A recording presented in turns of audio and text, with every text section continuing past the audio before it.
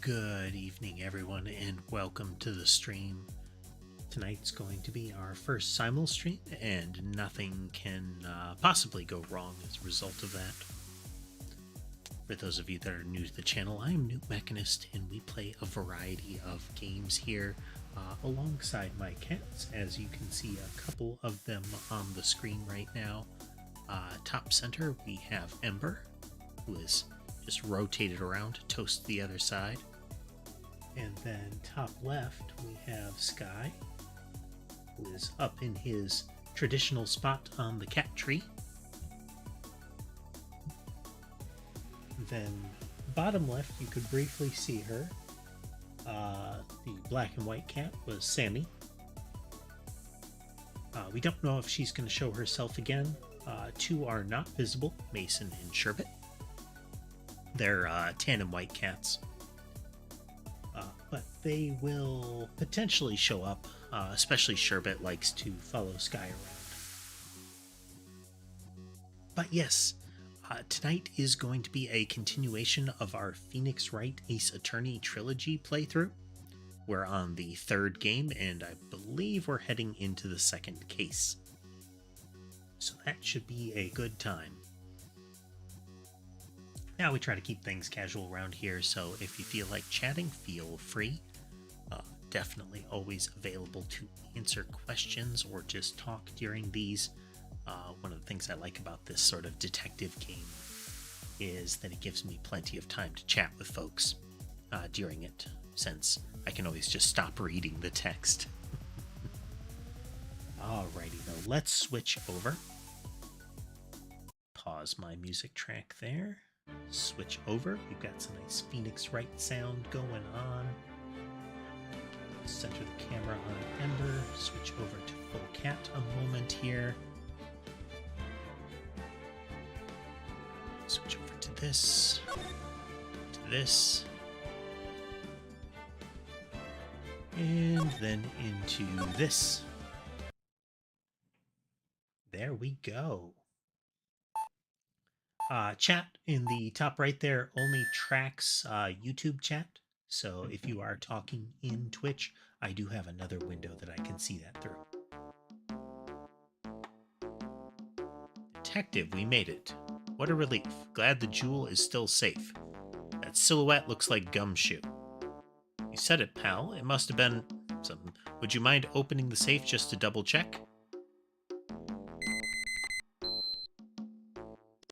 There's a lot of button presses really fast.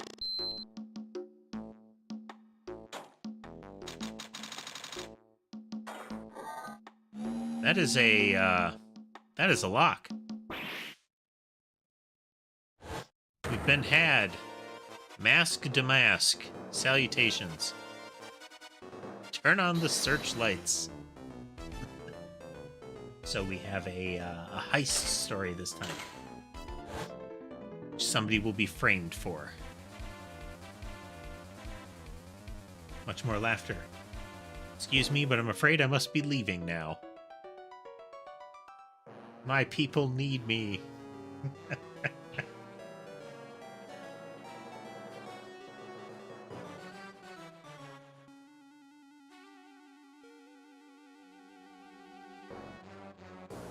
Check the readouts here. Looks about right. Okie dokie. Into trial proper.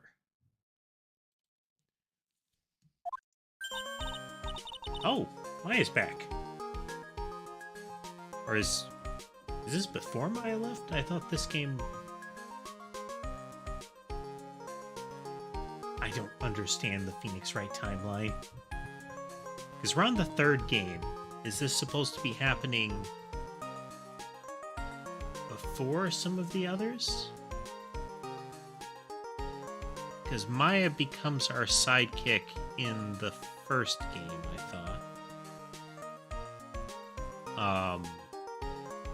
But by the end of that,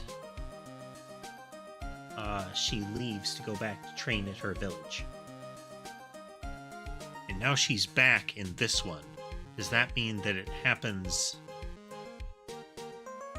during the time period, like interspersed in the first game? No, let's find out. Hey, are you listening to me? You can clean the toilet later. This is important. What are you freaking out about now? I used to try to do the voices on these, and I'm not averse to getting into voice acting. It's something that I've actually considered, but not from a, like, I'm already good at that kind of thing. I should try my skills out professionally. Microphone's really quiet today. Let me wiggle this about a little bit more. There we go. I think that's better. There was definitely a bit of cat interference on the microphone earlier today. Mason in particular will try to climb up and like stand on the armature, which will lower it down and jostle some things around, which can be a problem.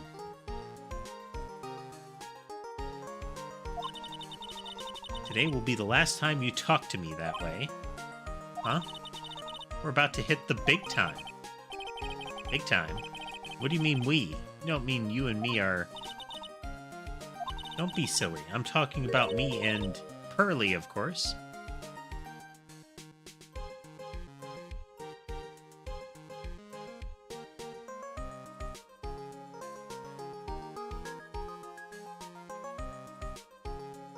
So Maya leaves in the second one.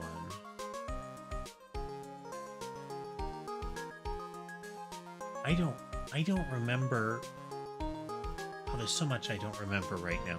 But Pearly is Maya's cousin, I think. And she stepped in during a trial when Pearly's mother was trying to frame Maya for a murder. And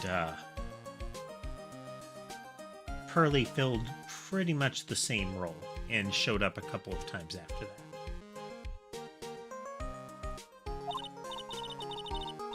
Pleasure to see you again, Mr. Nick, so...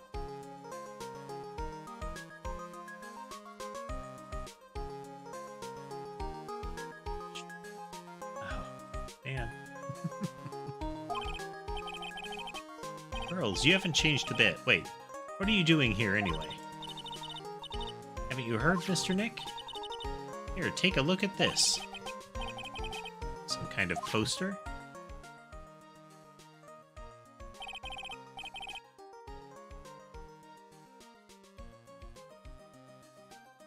Okay, this is the sacred urn that was broken during the murder trial that I just mentioned. It was one of the pieces of evidence that showed that where Pearls was during a particular moment is that she knocked over the jar and tried to put it back together with glue. Badly. Isn't that... That's right, it's our hometown. Pearly in mind, that is. What's this about treasures from the boonies? Very funny. You can laugh all you want, but you'll be singing another tune tonight. Tonight? What about tonight? The Treasures of Kurain exhibit doesn't actually start until next week, but the promoter sent us some special VIP entry passes. That's why I dressed up extra special today. What do you think, Nick? There's nothing different about her outfit.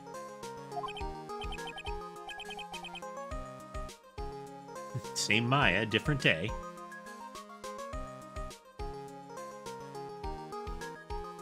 I'm pausing every now and then. I'm just making sure that all of the video feed and what have you is actually coming through.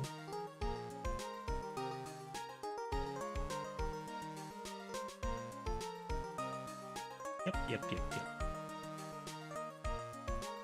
Since today is just as much a test of the, what would it be? Yes, of the simul streaming process.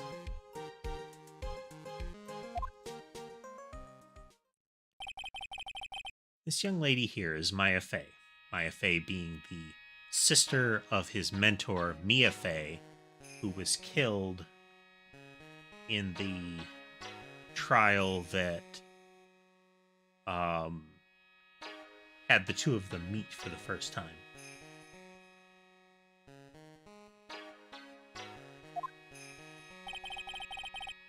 Younger sister of Mia Fey, Mia Fey, my friend and mentor. I first met her 2 years ago. I was working on the case surrounding Mia's death, and ever since then, I've been the one who's been keeping this law office afloat from behind the scenes. Actually, that's just a cover for her true identity. In reality, she's a spirit medium and a bit of a shady character.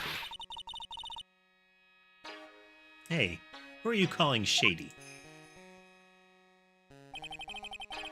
This little girl is Pearl Fey, but I usually call her Pearls. She's Maya's cousin and a spirit medium in training herself. In the Phoenix Wright world, spirit mediums are actually a thing. And not only can they channel dead spirits, but they take on a general physical form of that channeled entity. So pretty much their entire body frame can change. Their clothing doesn't, but it seems to stretch to fit them, which is important because of all the times that Maya has channeled Mia, her proportions have changed drastically, and her garments have managed to survive that. It was especially true when Pearly channeled Mia. I know I'm a bit young, but I want to help in any way I can, Mr. Nick.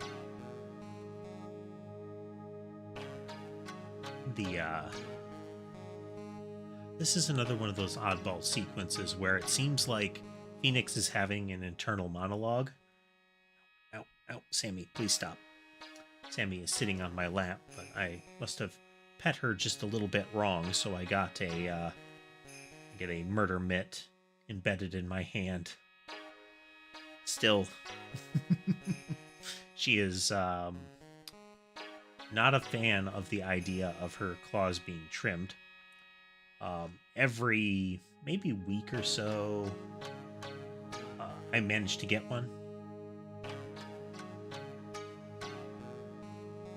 But she is wary for at least a day after that, as far as like any attempt to hold her paw. She is chomping me every time I try to move my hand right now. There we go. Sammy used to be a barn cat, or a feral cat. Adopted her when she was about 2, and until she was 1, she was feral. So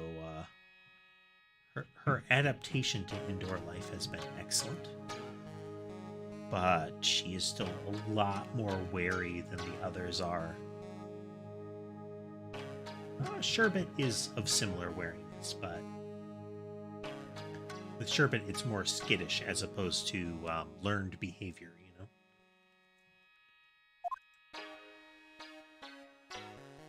But that circumstance was Phoenix seeming to talk in his head, and it's not clear if those were sort of the images he had of them in his mind talking back, or if it was actually the people that he was talking about who were in the room with him responding to his thoughts, or the fact that he was potentially saying all that internal monologue out loud. It's never clear. Even when they use the blue text that is supposed to indicate an internal monologue, sometimes characters act as if they could hear that text. Kurain Village is the home of the mysterious Kurain channeling technique, the actual spirit medium channeling technique that works. Maya here is the daughter of the Kurain School of Channeling's master. who has been MIA for quite a while.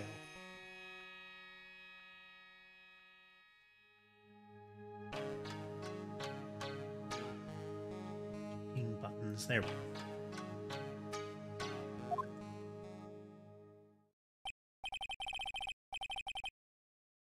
Can't recall if we confirmed if the mother was dead. We know the mother went missing after a trial in which her channeling was implicated in a false accusation or something like that.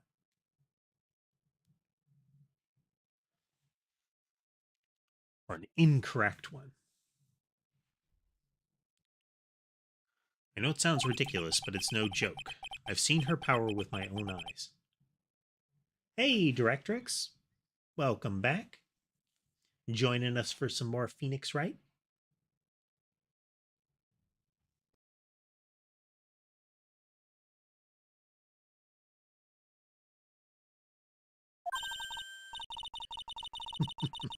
Earth to Nick, how long are you going to make two gorgeous women like us wait? Yes, Mr. Nick, I can't wait any longer. I want to see the exhibit. It's like I don't get a choice here. Might as well head on out.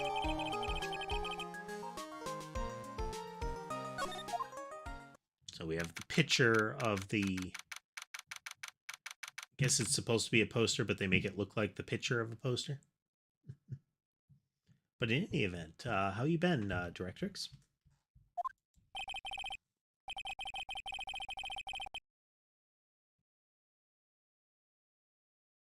Yeah, I was just trying to remember the sequence of events in the different games, because I know I played 2, then 1, then 3.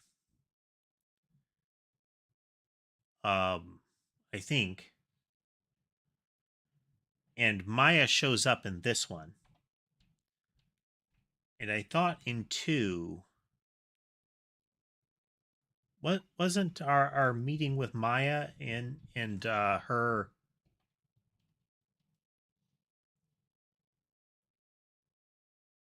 And her being accused of murder and leaving to train more? Wasn't that in 2? I don't recall, because I thought in 1 we had most of it taking place with Investigator Girl.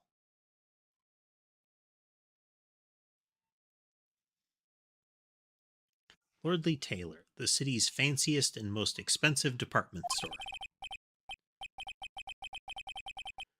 Treasure exhibit, huh? I have to admit, I'm pretty impressed. Oh, fancy. This is awesome.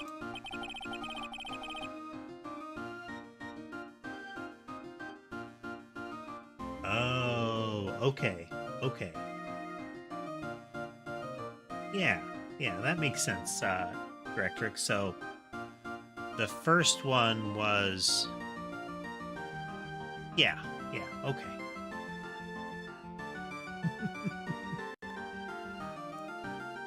There's a remarkable amount of overarching narrative that happens in Phoenix Wright.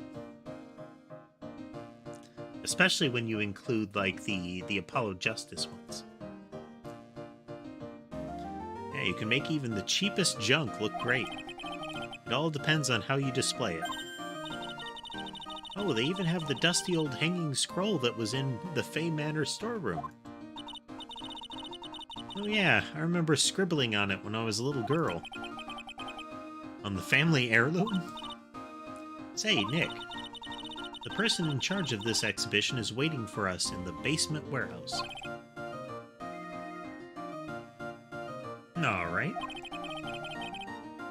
Guess we should go and say hello. But first... I think I remember this old folding screen here. I'm pretty sure it was an important piece of evidence. Ah, okay, this was the folding screen in the channeling room with a bullet hole in it that told us about the angle of the gunshots.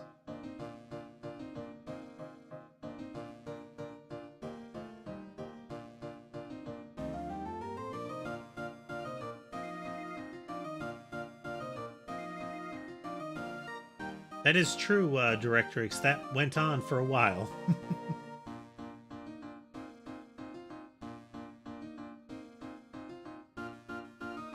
Very bouncy music in here.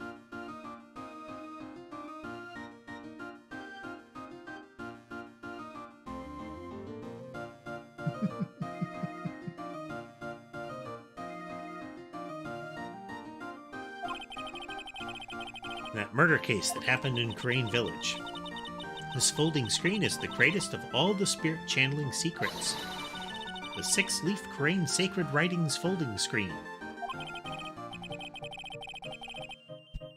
If it's so secret, why is it the most prominent thing in the exhibition? They're just a bunch of old urns. Are these really treasures too?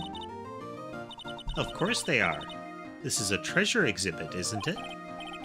Well, yeah, I guess so. So all it takes to be a treasure is age? I wonder nobody likes museums. Phoenix is a bit cynical about all of this.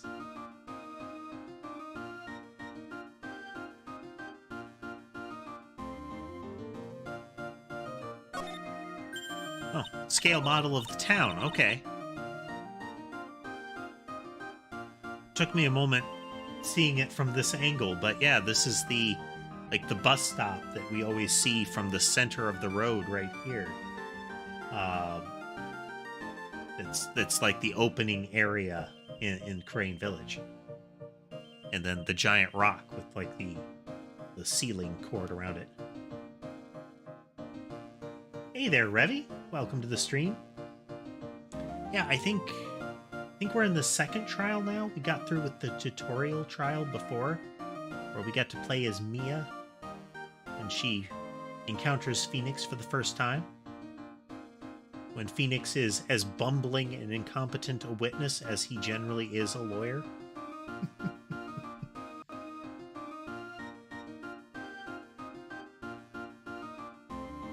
Oh, Mystic Maya, look. I can't believe it.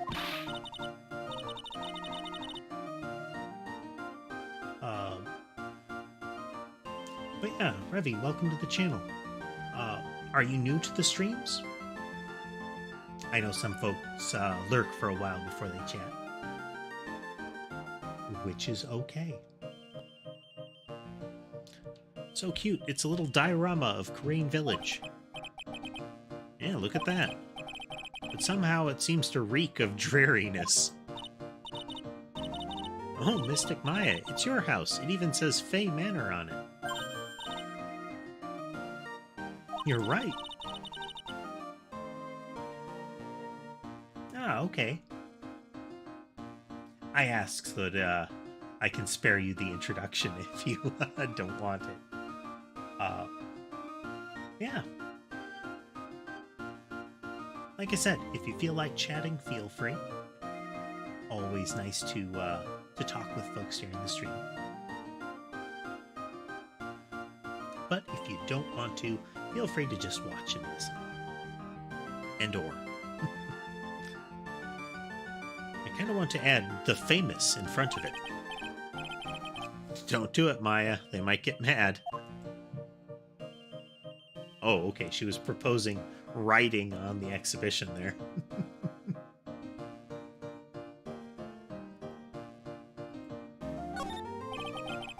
So you're a fan of the series, Revy? The Phoenix Wright games?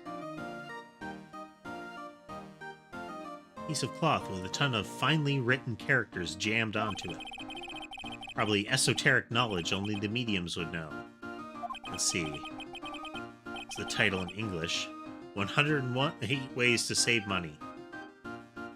Wasn't that in like the waiting room adjacent to the channeling room?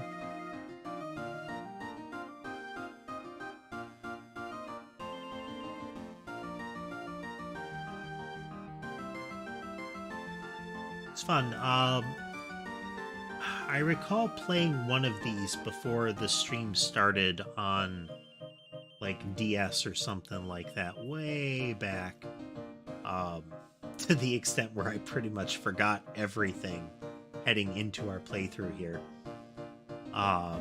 which was good. I got to re-experience it. And I also played the Apollo Justice games, at least some of it, which was enjoyable. So playing through this has been really fun for me. And once we're done with this trilogy, we're going to move on to the Great Detective games. The two that were more recently released on Steam. I kind of hope the Apollo Justice ones make it to a PC release too. Because I've forgotten those too.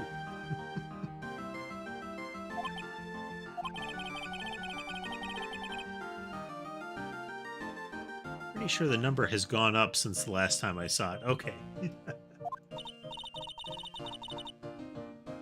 We're always looking for new ways, you know.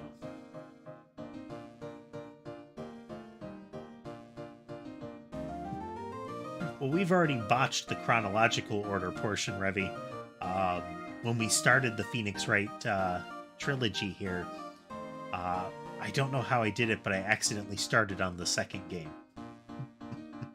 So there were some confusing moments when there were references to prior trials going on.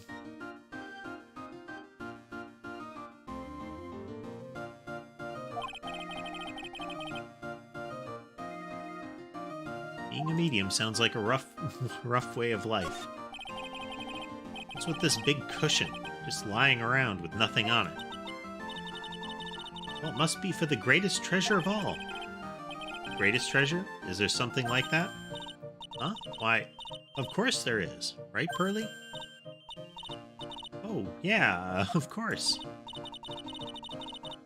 It would really take your breath away.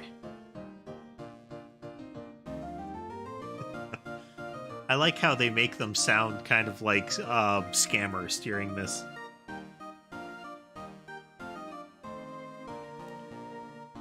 Alright.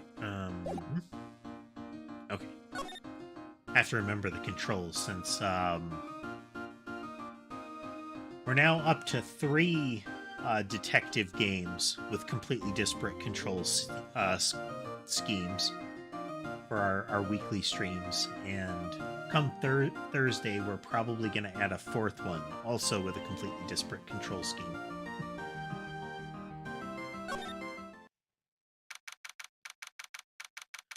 Lordly Taylor Basement Warehouse.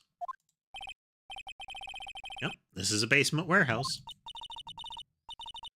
This place is scary. I feel like a monster could jump out at any time. Jump scare closets everywhere.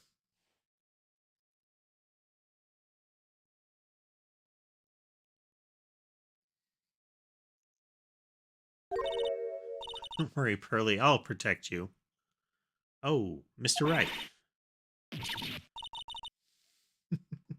A monster. You were right. A monster? Oh! No longer terribly depressed manager lady from the... Was it the Nickel Samurai Jammin' Ninja murder thing? Which is a phrase that makes sense in the Phoenix Wright world.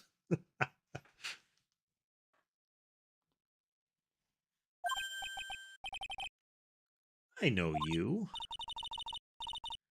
Nice to see you again too, little miss. Hello. She a friend of yours, Nick? And how do you know her, Pearly? Nice to meet you. I'm Adrian Andrews. She of the infinite bucket of exploding glasses.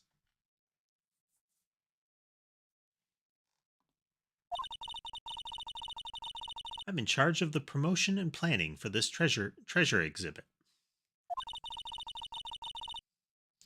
I'm also responsible for the security management arrangements. Words. Nice to meet you.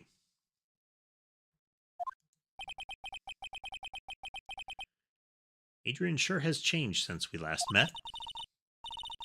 So this is the warehouse. The really valuable exhibit items are still stored away in here. Tell us more. Really has been a long time, hasn't it, Mr. Wright? Nick, what's going on? Who is this woman? Why are you freaking out on me? What? I just thought it'd be more dramatic if I got all worked up. That's all.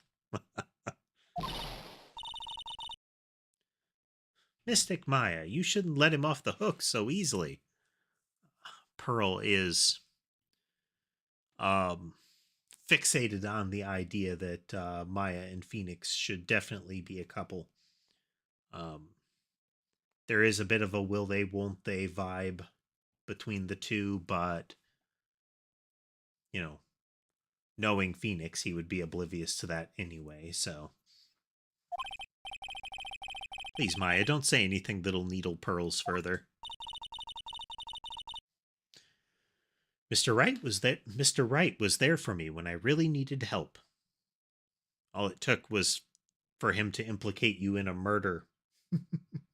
And that broke you out of your shell. It was something that happened 7 months ago. You remember, don't you? The Nickel Samurai case? Not really. I was stuck in a dark wine cellar. Did that escape your memory, Nick? Maya had been kidnapped um, by the most terribly obvious villain ever.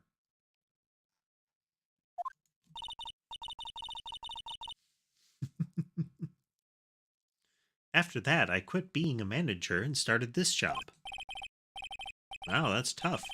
I'm sorry, Miss Andrews, if it wasn't for us. No, don't say that. I'm glad the whole thing happened. Thanks to you and everyone else that was involved, I was able to change my whole life. I really am grateful. That's a relief. I'm really impressed, Miss Andrews. Handling a huge exhibition like this must be very tiring. Well, Lordly Taylor is celebrating their 200th anniversary this year. The works on display in the main exhibition hall are worthy of the finest museums. Did you hear that, Pearlie? The finest museums. Yes, I did. That's really wonderful. So this basement warehouse is pretty well protected, huh? Of course it is. After all, there are some priceless treasures here. The security guards are all very highly trained as well. That sounds good. So what is with that face she's making?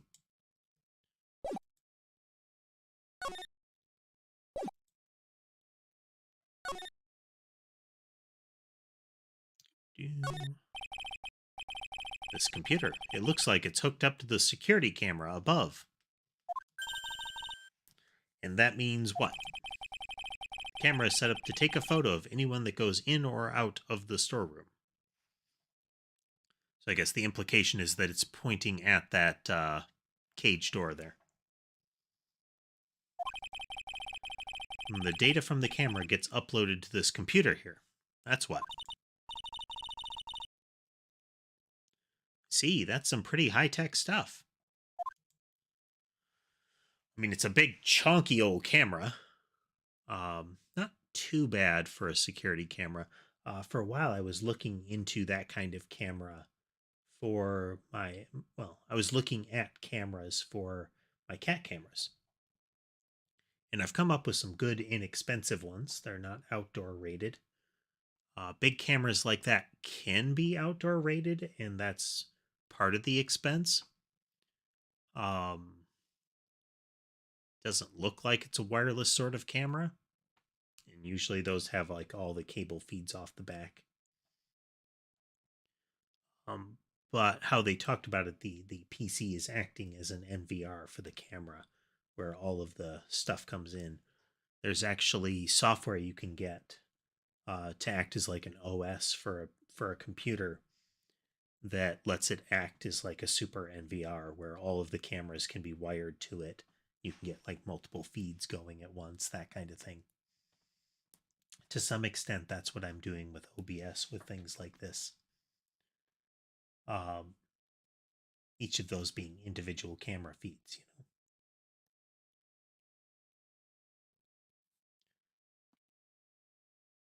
But back to the detectiving.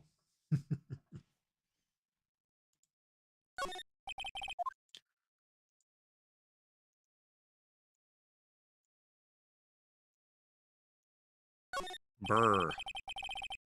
It's like part of a big signboard. All I can read on it is Burr. I've got it. Maybe it's supposed to say hamburger. Why would anyone write hamburger that big? Like, maybe for the World Hamburger Festival or something? I kind of doubt it. I've got it. Maybe it said spaghetti. Why are you talking about food? Oh, wait, that's normal for you.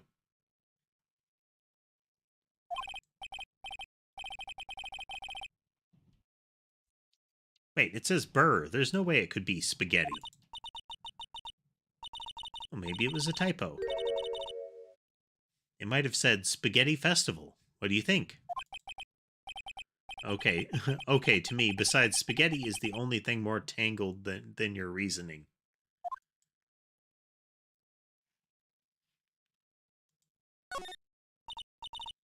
A ladder. It's a step ladder. This is a recurring joke. I'm wondering why it's a recurring joke. The that's a step ladder. That's a ladder. No, it's a step ladder. What's the difference? Yeah. You need to stop judging things based on narrow-minded cultural assumptions, Nick.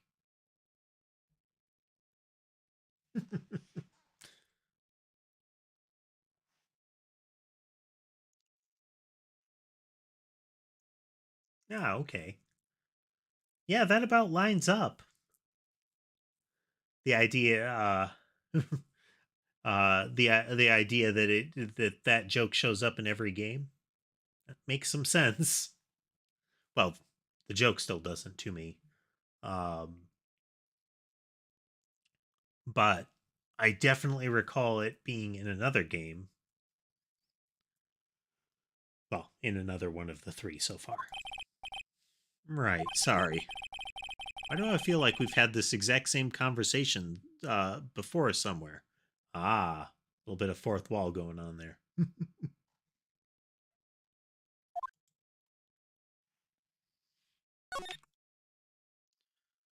Slide. Mr. Nick, what's that big door over there? Looks like it's the door to the actual storeroom. See lots of big boxes and stuff back there. Really? Let's go in. I want to take a look. Oh, I'm sorry. Unauthorized personnel aren't allowed in there. Did you hear that, Nick? We're unauthorized personnel. Why are you telling me that?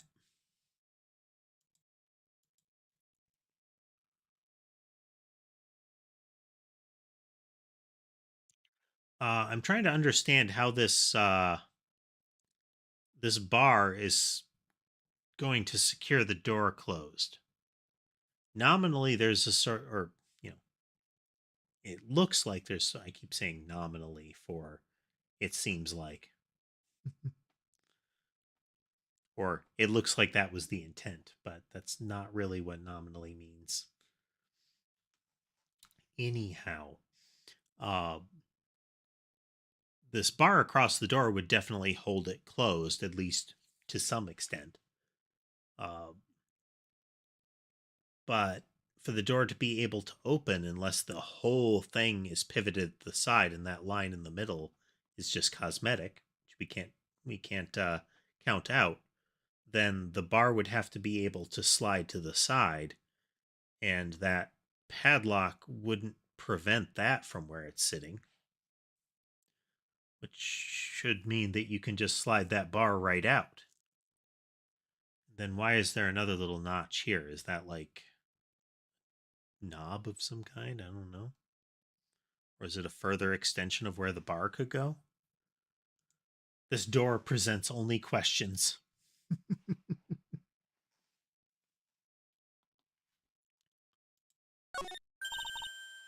Mystic Maya, take a look next to the door. That's Mystic Amy, right? Yes, that's a statue of the woman who invented the crane channeling technique, Amy Fay, whose name is on the jar of much breakage that was in the poster.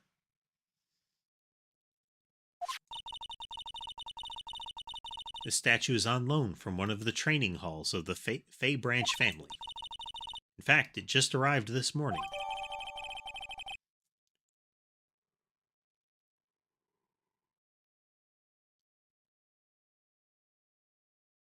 It was the Shichi Shito, the sword, or the ball.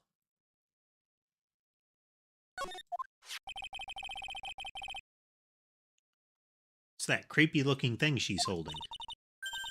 Don't ask me, how should I know? Well, you are the future master, right? Maybe so, but this is the first time I've ever seen this statue. That thing is the crane. Oh, yeah, there we go. the Shichi Shito is the sword. Revi one step ahead of the narrative. It's a ceremonial sword. It's not a real weapon, so the blade isn't sharp. Ah, phooey. I wanted to cut something. What are you eyeing me for? Oh, look, it's already 8. Have you all eaten yet? Well, actually, I've already made a reservation for the restaurant on the 12th floor. Why don't we all dine together? I like the sound of that. Dine. It sounds so fancy. I'll have the kids' lunch. Hurley, it's dinner, not lunch. You go for it and really eat your fill with a kid's dinner.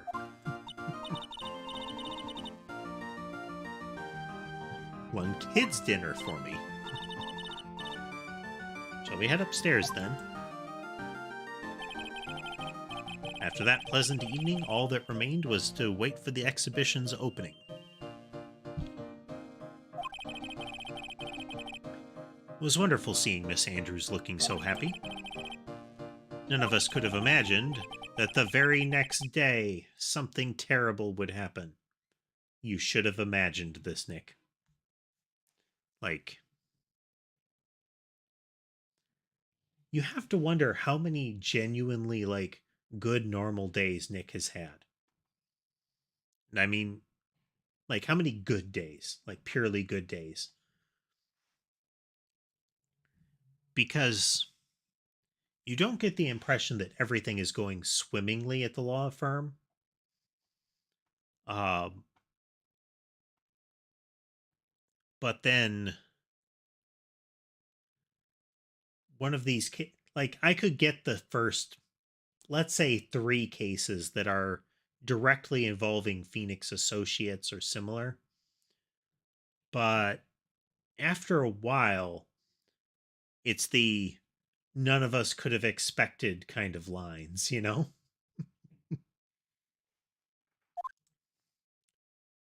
Who'd have thought we would be directly nearby when something like this would happen? You would have thought. You really should have thought, Nick.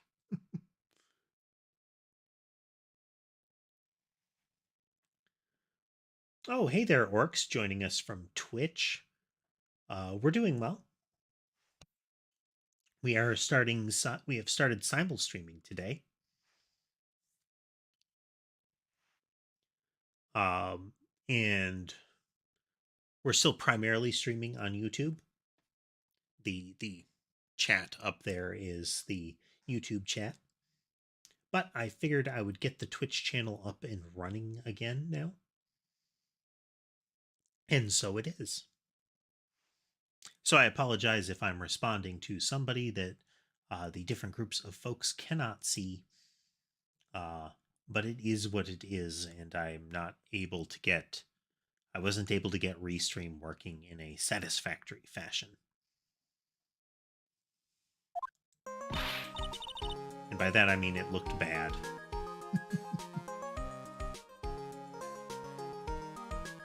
This is terrible. What the? You're cleaning the toilet again? She's really offended by that concept. I never knew you were such a toilet freak.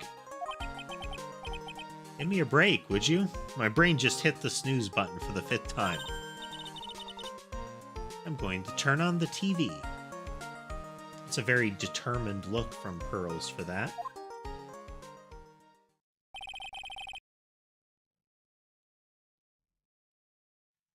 No worried, orcs. No worries, orcs. It's part of why I got the Twitch channel up and running for folks. In case those that prefer Twitch can still use Twitch if they want to keep watching. We've got another update on the recent treasure heist. Based on clues found at the scene of the crime, authorities have announced.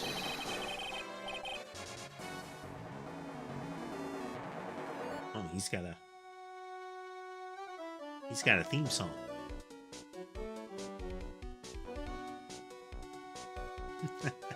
I like how he has one of the stereotypical Japanese kind of burglar bags on his back. Though he doesn't have the bandana tied under his nose.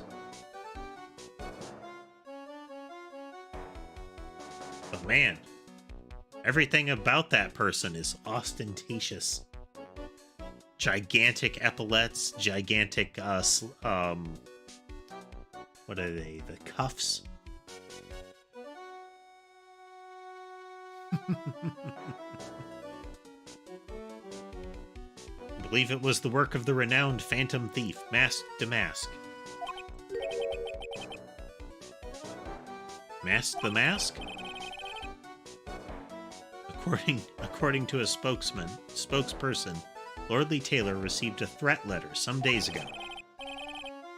This is the fifth heist by this phantom thief, who only targets rare treasures. Lordly Taylor? Well, Nick, what are you going to do?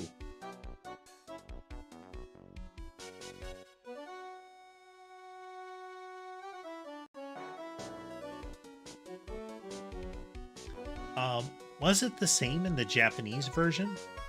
I know that, like, Phoenix's name is different, that kind of thing, but was this guy different?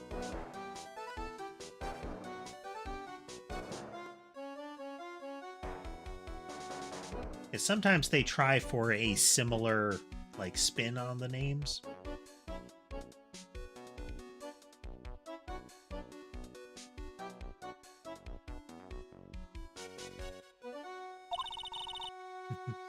You dare go back to scrubbing the toilet.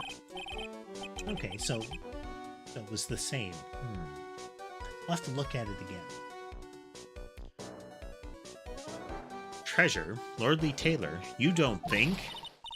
Yes, now get up, Nick. It was stolen by Mask Damask. So there's also the star that's in the name. The mask part is obscured by cat cam, of course. But you have mask as in, like, facewear. And then damask, which the mask part would be like...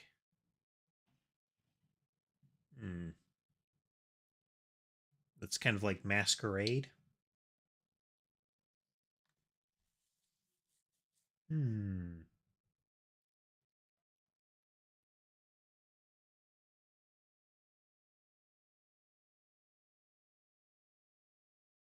I can't think of anything. Again, I don't know how the star plays into it.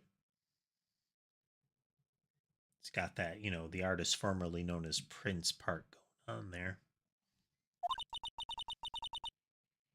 Our most valuable treasure. The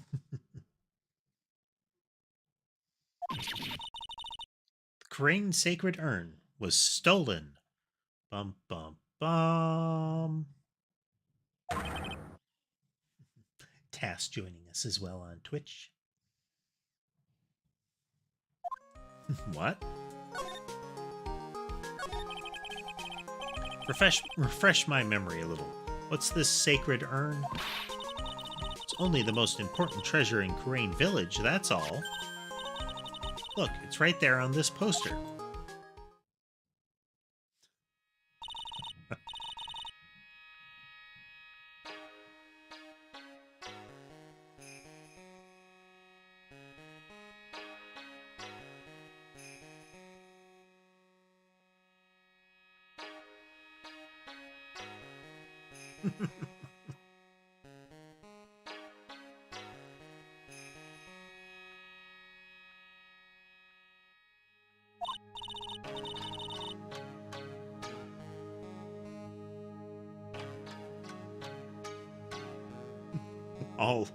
all jammed together and glued together wrong. Namely, the soul of Mystic Ami Fey, the founder of the Kurain channeling technique. Right, Pearly? Yep, simulcast is working, Tess.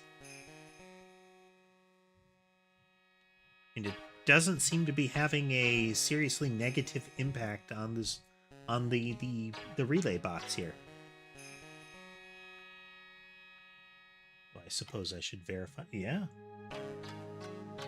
YouTube is fine, Twitch is fine, nothing's on fire, everything is okay.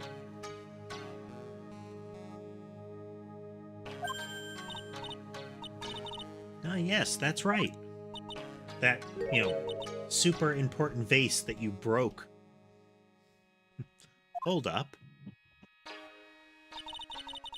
I thought that urn had the name Ami written on it.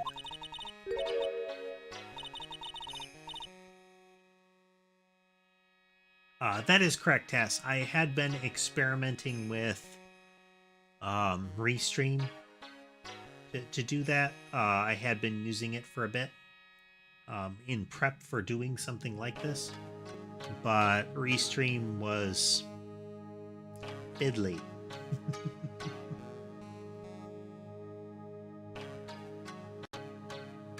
So for the time being, I just have both of the chat windows visible. Someday we'll figure out something that we could do that with. Someday. Any idea how that happened, Pearly? Huh? Well, there are some things best left unsolved, wouldn't you say, Mr. Nick? That's right. 1 year ago, there was a murder in Kurain Village, Maya's hometown. The Sacred Urn. It turned out to be an important clue in that case.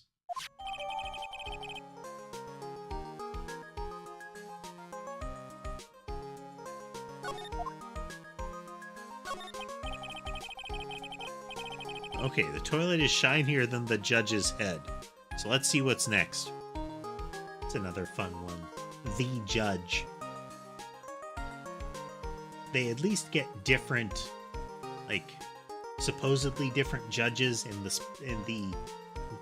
some of the other games, but the fact that the judge still looks the same as he did during Mia's time, and I believe looks the same going all the way into like the Apollo Justice series, speaks a lot for the judge's health. He's a durable fella.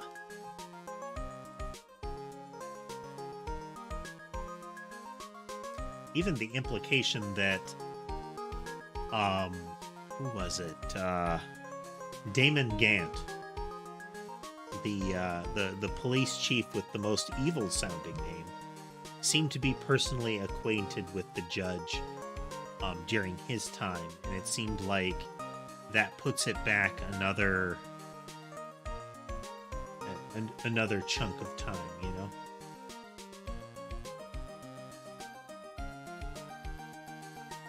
Let's see what's next. What's wrong with you, Nick? What do you mean? What do you mean? Mr. Nick, your beloved Mystic Maya's treasure has been stolen. Pearly getting that little That little bit of extra in the first sentence. Doesn't that even bother you? But I thought the urn was the village's treasure, so I don't see how...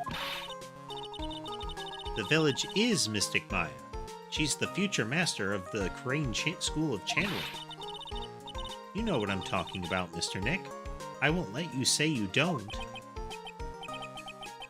Okay, I do. So what am I supposed to do about it? Isn't it obvious? Go and find the bad guy who did this. Because, you know, that's what Nick's known for doing. Yeah, and get the sacred urn back. But I'm not a detective. I'm a lawyer. It has nothing to do with this. Keep your facts out of this. If you were a real gentleman, you would find it for your beloved Mystic Maya. And oh man, there's no winning against Pearl's fairy tale image of love. So what's the name of this bad guy again? Mask Damask, Nick. Make a note of it. Mask Damask.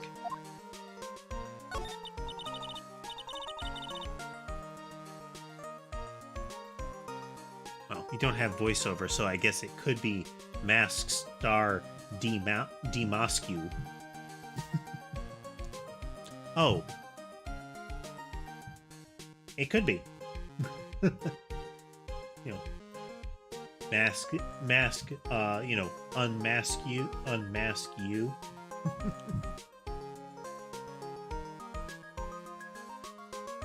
Always thought that last part would have been pronounced mask, but, you know.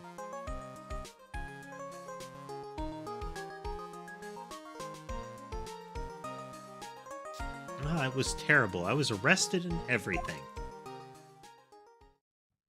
Lots of flashbacks in this one. I mean, the flashbacks aren't uncommon, just... We're going heavy. 1 year ago, the murder in Crane Village. The man was killed during one of Maya's spirit channelings. And this urn wound up being the key piece of evidence that proved her innocence. I recall one of its key elements was proving that Pearl wasn't where she initially said she was. And, well, not only she wasn't where it was thought she was, but also because she was there during that period, it would have meant that somebody else wouldn't have been able to cross the path.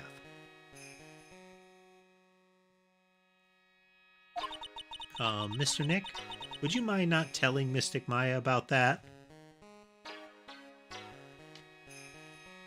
I'd rather not have to explain that I broke one of our, you know, village treasures that I've just pushed as one of our very important ones.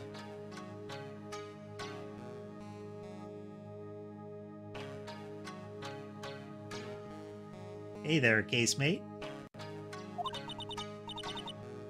You promised, remember?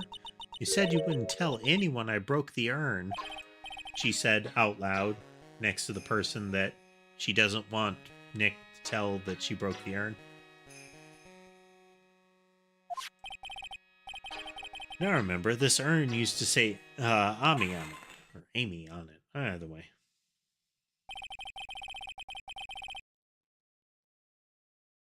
Until Pearls accidentally broke it into a million pieces. The steel samurai ball she was playing with at the time.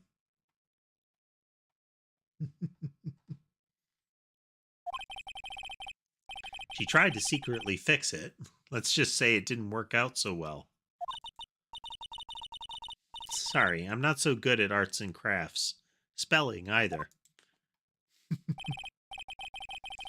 Anyway, this is how her gluing project turned out.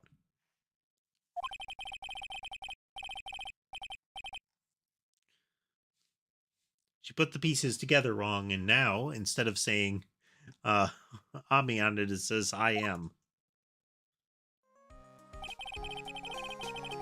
I can't believe no one's noticed this until now, a whole year later. I can't believe it myself. How am I still getting away with this? What's wrong with all of you people?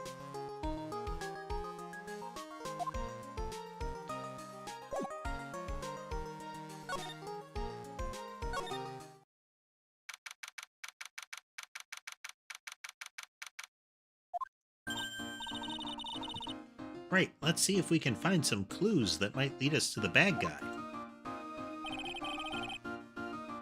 Doesn't look like anything has been disturbed. Yeah, it looks pretty much the same as it did last night. Bad guy, huh? Hey, you can't poke around here, pal. Enter Gumshoe. Wait a minute. That voice. Oh no, not him again. The only detective in the immediate area, Gumshoe. It's you, and I'm the one who should be saying not again.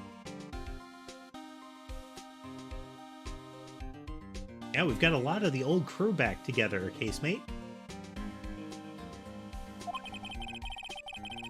Why is it that every time something bad happens, you always show up, pal? I should be asking you that. Aren't there any other detectives? Yeah, there we go. No, I should be asking you that. What are you doing hanging around here? I asked you first. Why are you here? Why are you here Alright, we got it. Why don't you two kiss and make up already? Hello, it's been a long time, Mr. Scruffy Detective. Oh, it's you, little missy. Actually, my name is Gumshoe. Detective Dick Gumshoe. I still find it fun that his name is essentially, Detective.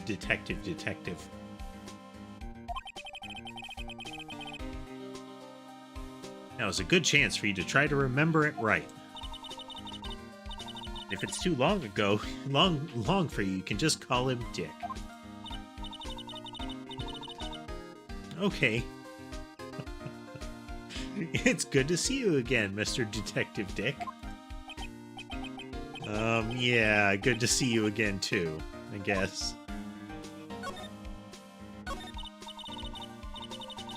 Mr. Detective Dick, can you tell us about what happened? Oh, you're trying to remember my name. Atta girl. It's Gumshoe, okay? Anyway, the thief stole something called the Sacred Urn. I know about that. Oh, well, the criminal's name is Mask Damask. I know about that, too. Detective, can't you tell us something other than that? Well, guess I sort of kind of owe you guys in a way. The crime occurred last night at around 1:30 in the morning. How exactly do you know that? We got an emergency phone call from a guard at the scene of the crime, pal. He said the urn was just stolen. Scene of the crime? You mean here, right? How are you doing today, casemate? Wrong. That urn was being kept under careful guard in the basement warehouse. Basement warehouse, huh?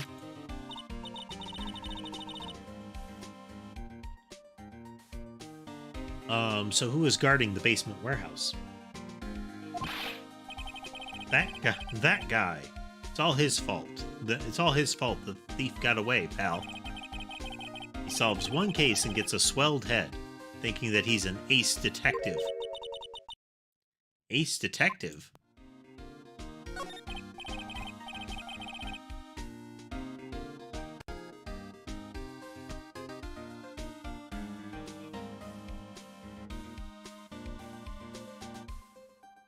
Is a smash burger the type where they sort of like squish it hard against the griddle surface to make it kind of crispier?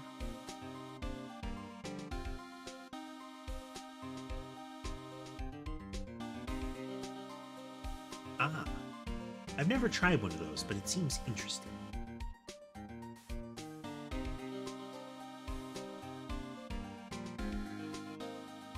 Hey, Detective Gumshoe, about this mask to mask. Is he famous? What? You're joking, right, Nick? Mask to mask is the hottest thing since sliced bread. Sometimes he appears as a museum guard. Sometimes he appears as a big brown bear known to surprise unsuspecting victims. But underneath those disguises is the true mask to mask. I wonder if the big brown bear is supposed to be a reference to the hotel crime, too, since the giant stuffed bear was one of the pieces of evidence in that one. Giant brown bear also revealed the superhuman strength of, who is it, the basic opposing lawyer, Edgeworth, Miles Edgeworth. He was able to just walk into the room and pick up a taxidermy bear that was bigger than he was over his shoulder and walk out.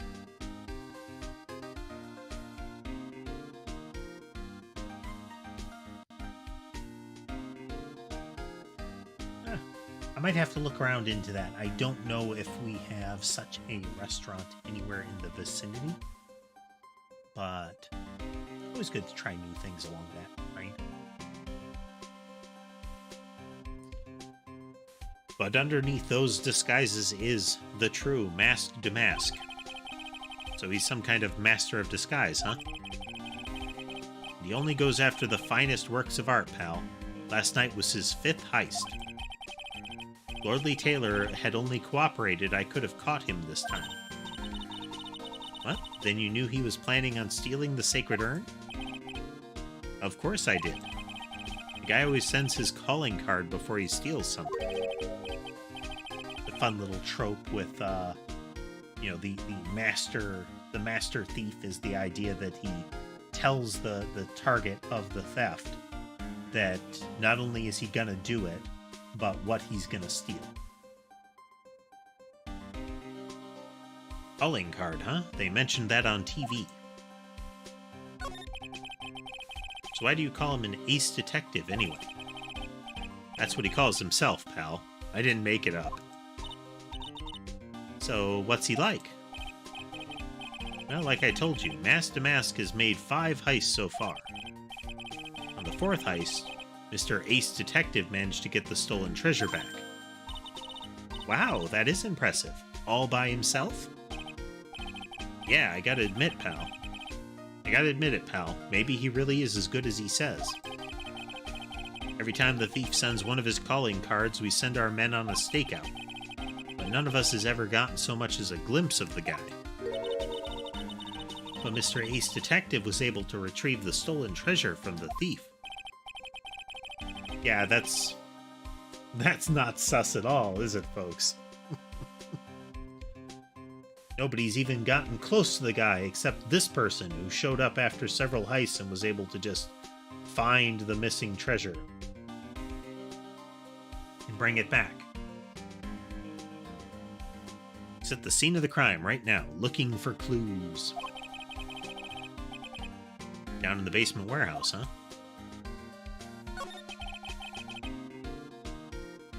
So what's this calling card?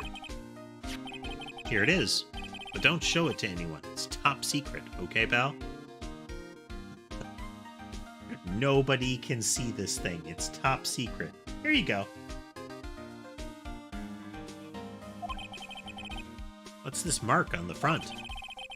That's Mask to Mask signature emblem, pal. You could say it's his mark. All of his calling cards have got it on them. They didn't mention that on the news flash. We're withholding that detail from the public for operational reasons.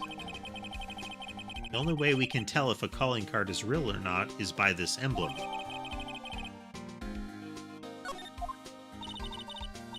That makes sense. When you get famous, there are always imitators. Mr. Nick, if you work a little harder, maybe you can have your own copycat someday. Thanks, I guess. Ooh, the warehouse. To snoop around without permission. Lordly Taylor, basement warehouse.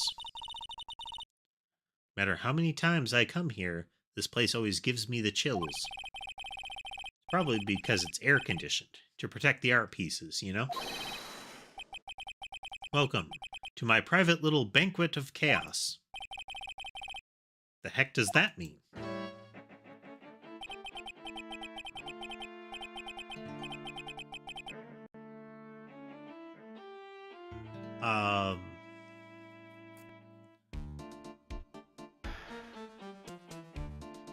So I get with the magnifying lens, they're trying to go for like a detective vibe.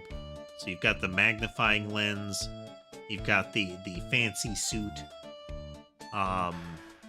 which there's a couple of different influences going on here, from like your Sherlock Holmes stereotypes to like your was it like Detective Pro or something like that for the formal wear.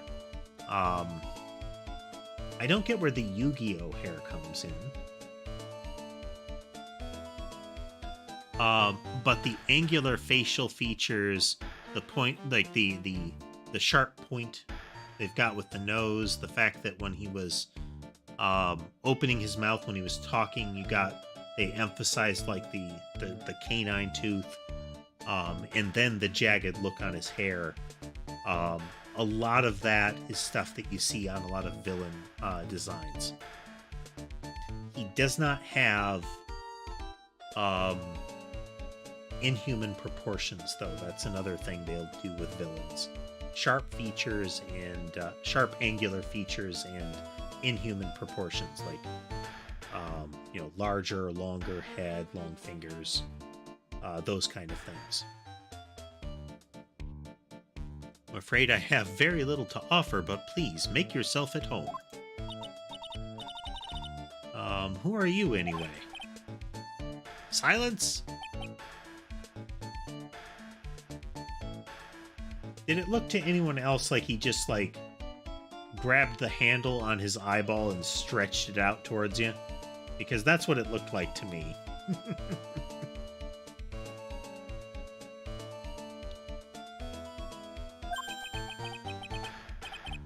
Giggling.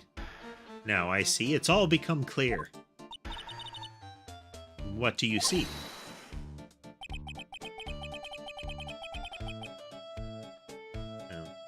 Zvari?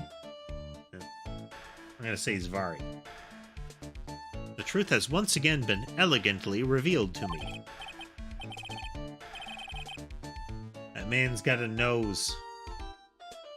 He has a great deal of nose.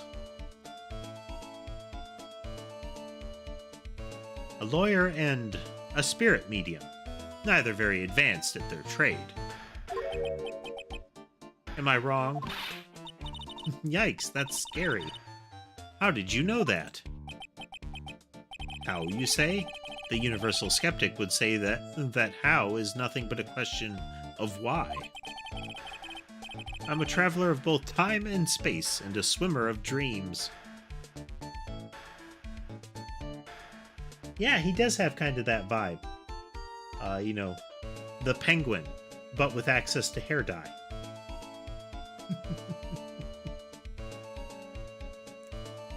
Question. Does he have a walking cane / umbrella? We can't see below camera, but does he?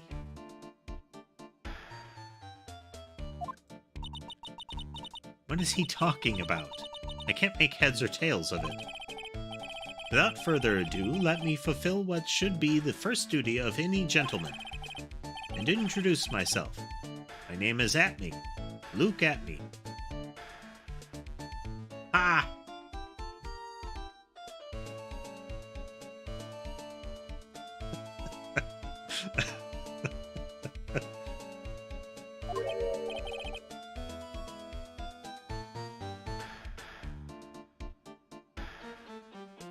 Ace Detective. Hi. Don't let him intimidate you, Nick. Stand up and show him what you're made of. The name's Wright. Phoenix Wright. Ace Attorney. I'm Maya Fey. Ace Spirit Medium. And I'm, Pearl Fey. The Mystic Maya's cousin and, spirit medium ace apprentice.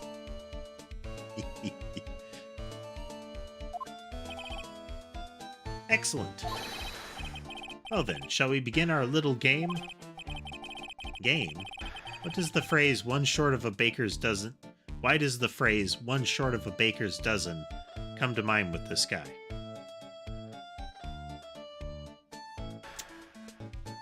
That's another saying I don't get.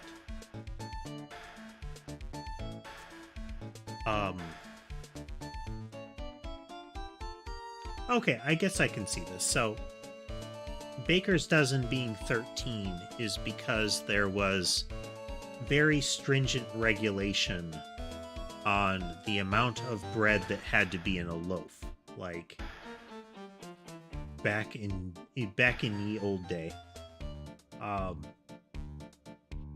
you could get in a lot of trouble, legal trouble, if it could be shown that you were selling loaves of bread that were too small. So to mitigate that, what would happen is that they would always give an extra loaf with the dozen loaves. So the baker's dozen is 13. You order 12, you get 13, just to be sure that they don't get fined. So in the context of this baker's dozen saying, in the era that it was relevant, one short of a baker's dozen could be someone that is, you know, ignorant of the law or reckless, I guess. But, like, on its face, he just said, why does the phrase, you know, why does 12 come to mind when I think of this guy?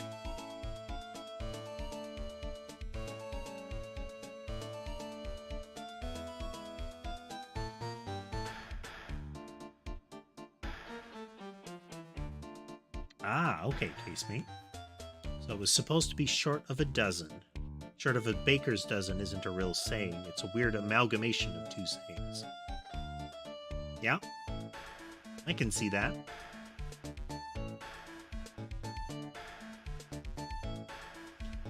No, even in my recollection, it is kind of interesting to see sayings and phrases evolve over time. Like, laugh out loud.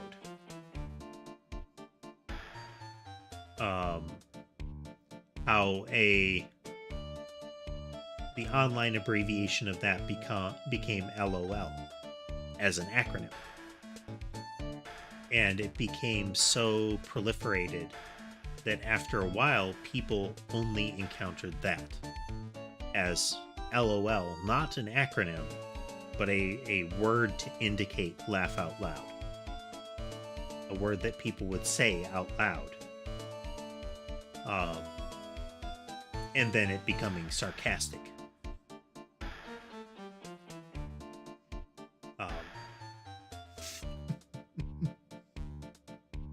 Always fun to see those kind of things happen. I mean, I guess I should say interesting. Sometimes, at least personally, it's infuriating.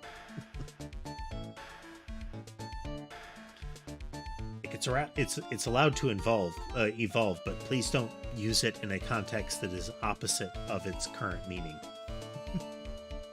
of a meaning that is still currently relevant.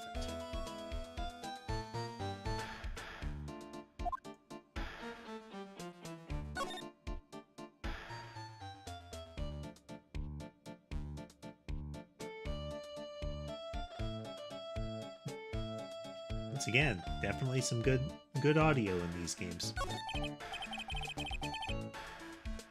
So you're really as famous as you say?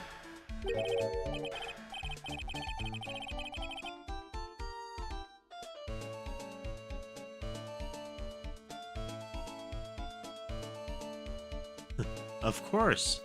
For a lawyer, you have a rather shocking lack of knowledge about the world.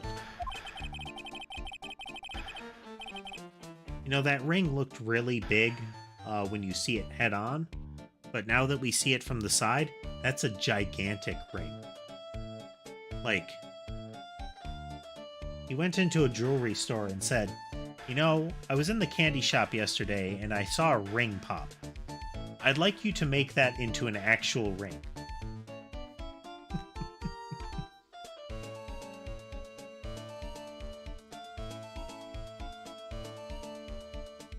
I had no idea anyone was left in this city that had not heard of me. Look at me! I am Mask Damask's arch enemy, the ace detective Luke Atme.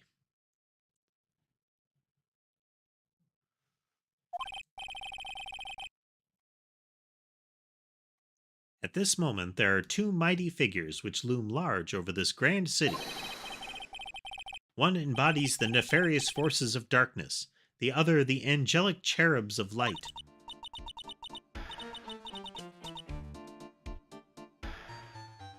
Boy, now I'm really lost. What is he saying, Nick? I've been personally on the heels of this villain since my first crime. Since his first crime. I do like the magnifying lens monocle. Though with the handle dangling off of that, you have to expect there's a lot more, like, you know, cheek effort going into holding it in place. After learning this criminal's patterns, I thwarted his very latest loathsome larceny. I even returned the target of his tyranny, the portrait of Magina, to the crime scene. And I did it all by myself. I took it back from Mask to Mask. With my brawny mind and my brilliant muscles. Yeah, they mentioned that on the news, in the Great People Around Town segment. They said that the museum gave you an incredible jewel as a reward. Well, compared to the treasure that I retrieved for them, it's not much. So, in the end, the only thing that makes you great is your own self-praise. Oh, tell us what you know about Mask to Mask, and keep it simple, please.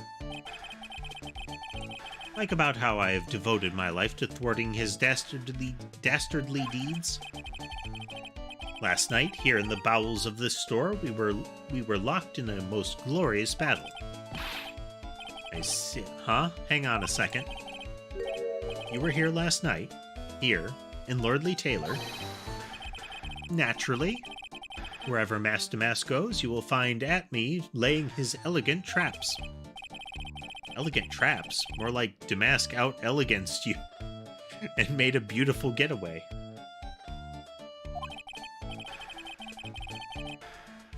By this time, I allowed him to escape with the illusion of victory, but this time. I wonder if I should ask him about what happened last night in more detail. Can you tell us exactly what happened here last night? But of course. After all, I always say that there should be no secret between aces. Flattery will get you nowhere, Pinocchio. Oh man, insulting his appearance now, sir. I first received the request for my services 20 days ago. And it was 10 days ago that we received Mask to Mask's calling card. Huh? You were hired before the calling card even arrived? Yes. You see, the person who hired me is quite rigorous and thorough. That's Adrian for you. A mere 10 days after hiring me, her worst premonitions were realized. A calling card arrived, right? Yes. So, ace detective that I am, I set a trap for the thief right in the warehouse. And waited for him, alone. Alone? But why? Why didn't you go to the police for help? Ridiculous. Why would I seek help from such a singularly useless group of nincompoops? I mean, he's not wrong. I mean, they do gather a lot of evidence and what have you, but one of the tropes of the series is the thing that they definitely overlooked that they should not have definitely overlooked. You know, like the other side of a receipt, that kind of stuff.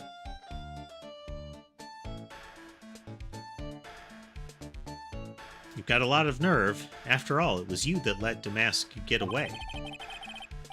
I always operate alone and concealed, out of the sight of others. Horn-sealed? Precisely. Even the guards on duty here were unaware of my presence.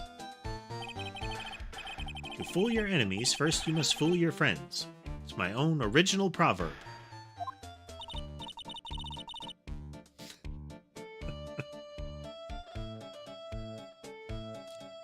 It's like he's trying to forcibly create a saying. Well, kitty check. How about that?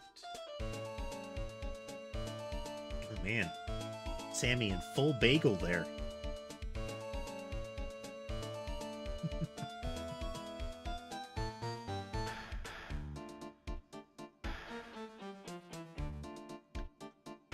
Anyway, back to what happened last night. As I was saying, I hid here in the warehouse and waited for the thief to arrive. I wonder if he's supposed to be a red herring character. Like, they are presenting him in the most suspicious light possible. Like, I was here all night. Nobody knew where I was. I was hired before the theft even before the calling card came in. You know, I was all around the place and had every opportunity to case the joint. But I swear to you, not a solitary soul came through that entrance. Nevertheless, the sacred urn disappeared. But that's impossible. How could it just disappear? How, you ask? Don't be ridiculous, Sir Lawyer. If I knew the answer to that question, I wouldn't be here. For someone who's seriously messed up his own stakeout, he's rather full of himself. So you're saying that even though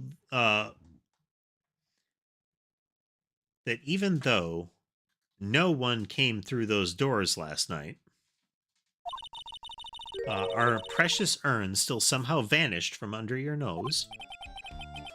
That's just not possible.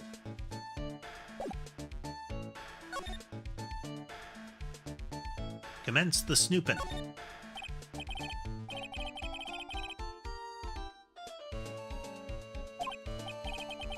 Please refrain from such crude behavior. What do you mean?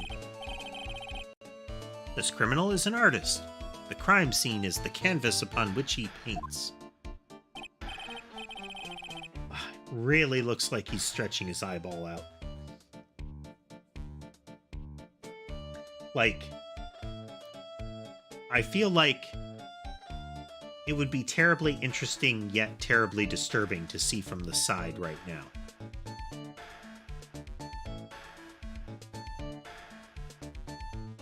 Only I, Ace Detective Atney, have an eye which is educated enough to read the signs. Could you translate that for me, Nick? I think he pretty much said, don't touch anything, amateurs. There's something you wish to know about, you have but to ask Atney. I know everything there is to know about my rival, Mask Damask. What do I do now?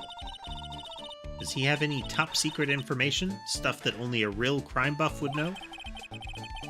I'll think about what to ask while I listen to what Mr. Ace Detective has to say.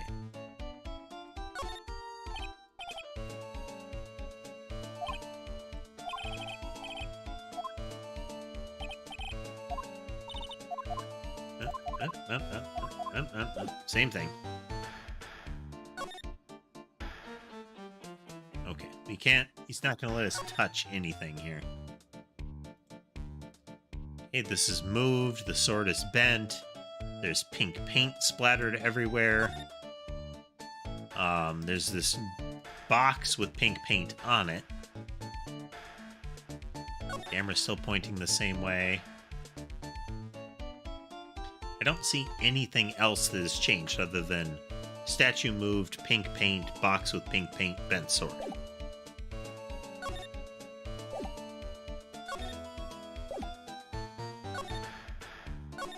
Oh, back out we go then.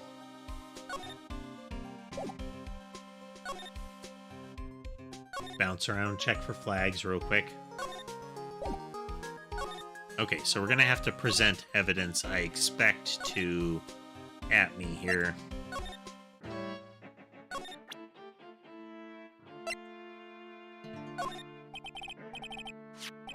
Do not fear, young lady. I promise I shall retrieve your urn. Thank you, Detective Atme. I'm counting on you.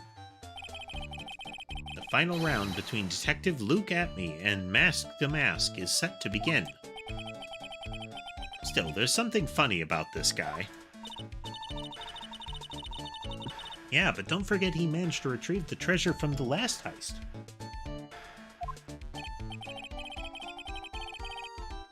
Yes, I even have a video that details my role in the whole affair. I recorded it directly from the news on TV. Can I interest you in a copy? No thanks.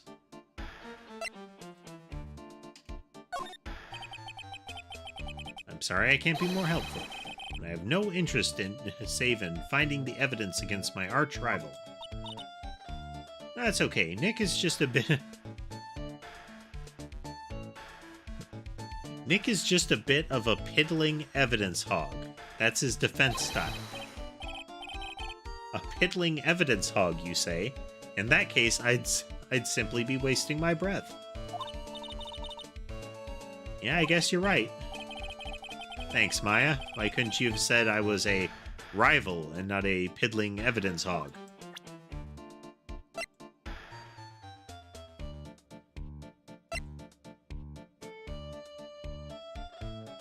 Can I bop him with the Magatama? Nope.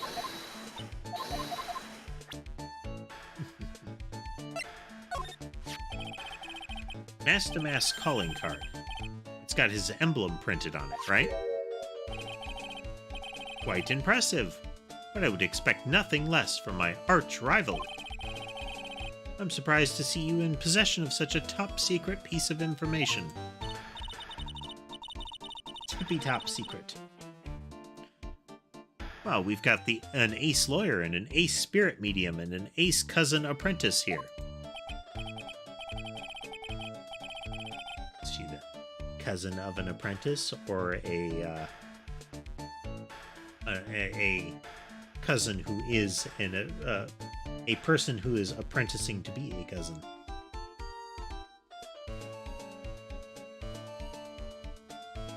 Yes, indeed. I think I could learn to like you, my fellow ace professionals. I don't know if I really want this guy to like us. Ever. Well, Sir Lawyer. I've been told that you two are pursuing the mysterious thief. I'm not sure I would say that. That's right. We're going to find the sacred urn no matter what we have to do. No matter what we have to do, no matter what crimes we have to commit, no matter whose body we have to trample over. We will find it.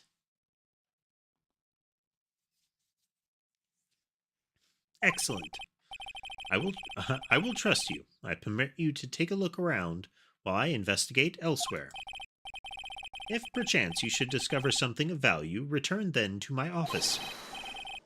My Office of Earthly Delights, the Atme Detective Agency. What do you keep there that it's an Office of Earthly Delights?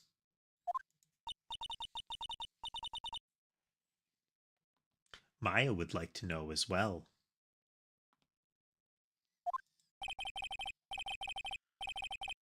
Well then, Sir Lawyer, if you'll excuse me, I have much to do.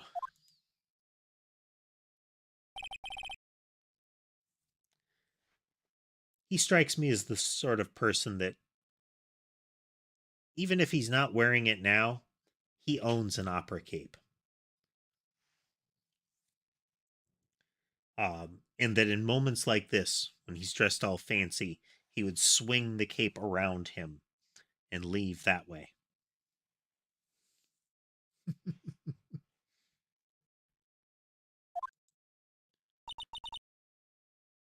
You know, that classic, like, hold the cape in a hand over the forearm and, like, bring it all the way up across your jawline. Often up to your nose. It'd definitely be up to his nose in his case, because he wouldn't be able to pull it any higher. Nose would get in the way. He's gone. I don't like the idea of doing this guy's work for him. Come on, Nick, don't worry about it. It's no big deal. Let's hurry up and investigate before he changes his mind. I want to go to his office, too. Take me with you, okay?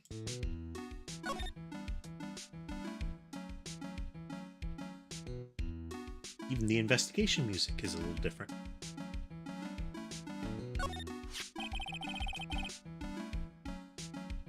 Box supposedly containing the sacred urn. At least that's what it says on the label. A pathetic-looking wooden box. Ah, that's the box they had the sacred urn that had the sacred urn in it. Don't touch it. There may be clues to the thief's identity on there. I worked so hard to make that box. You made that poor excuse for a box, Maya? What's that supposed to mean? That urn has always been on its stand in the winding way of Fay Manor. There was no box suitable for it, Mr. Nick. And I was so proud of it. Or Maya. Maybe it'd have been better if Mask the Mask had taken the box, too.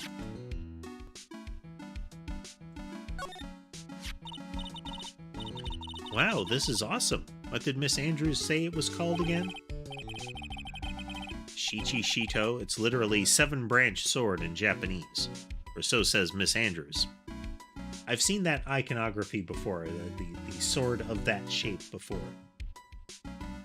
In numerous video games. Oh, it's pretty heavy. 1 hit, 7 times the fun. Pretty catchy, huh? Bet it'd sell like hotcakes. There's something about it that bothers me. Wow, you're really firing on all cylinders today, Pearly. This sword... Wasn't Mystic Amy holding it last night? Amy, Ami, I'm gonna say it both ways throughout this, I bet.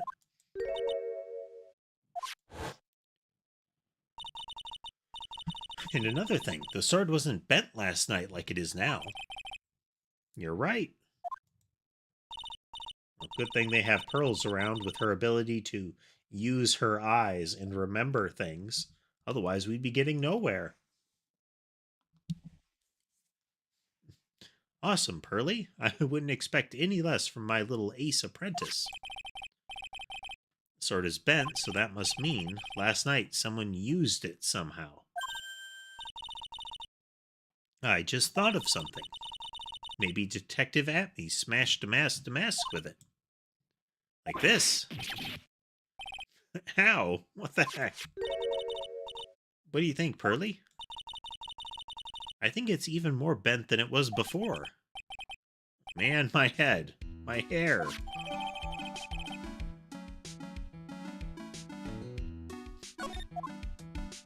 I suspect it was primarily bent because of the hair.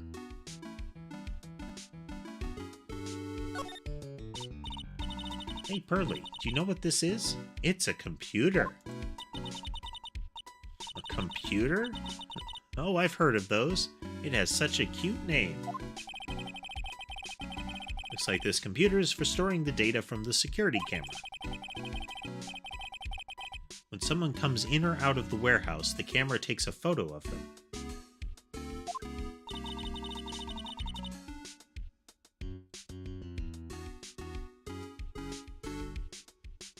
It's probably the trap that the detective set up. Let's see if we can find last night's data on this thing. We might even find a photo of Mask to Mask. Let's see here. I really stink at working with these things. What's wrong, Mr. Nick? You're sweating an awful lot. I don't know how to pull up the photos. I had no idea you were so pathetic with high-tech stuff, Nick. Yeah, well, I managed to print out the camera data anyway.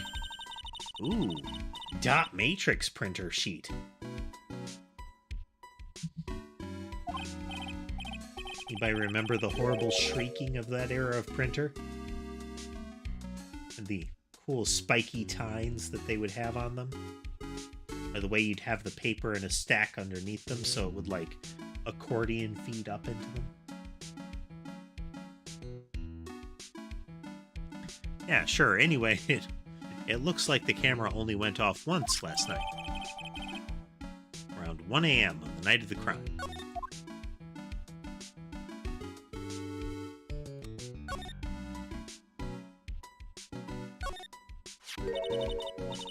Look what you did, Nick. You spilled paint all over there. Okay, we can see that the box was probably laying here. Because there's paint on the box and there's a, you know, right angle segment. I didn't do that. Well, it wasn't here last night. I would have noticed a color this outrageous. But this paint has already dried up. Well then, you should have cleaned it up before it dried, Nick. Paint doesn't dry that fast. Besides, I told you it wasn't me. Looks like it's been several days since it was spilt. Hey, look at this. What is it? There's some kind of shape left in the bottom left side of the stain. You're right. I wonder what it could be. I wonder if the statue previously was hiding that. The statue of Mystic Amy is so cool. I want a gold statue of myself. We could put it in the office. Hey, it's Wright & Co. How about a gold statue of me? Mr. Nick, I'm sorry, but I noticed something strange. What is it, Pearls? Statue of Mystic Amy. Was this where it was last night? Ah. Yeah, I wonder if it was concealing the paint blob. Pretty sure it was closer to the door. Yeah, I think you're right. Great job, Pearly. I didn't expect anything less from my ace cousin. So the statue was moved on the night of the crime.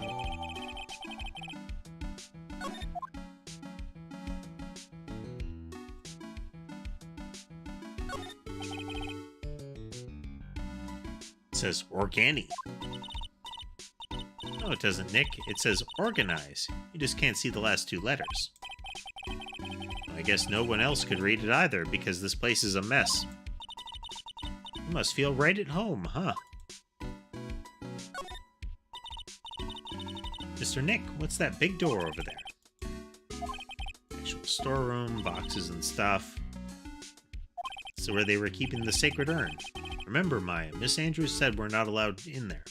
So that first little chunk was the same as last time. This part is different. Just a reminder of what was said previously.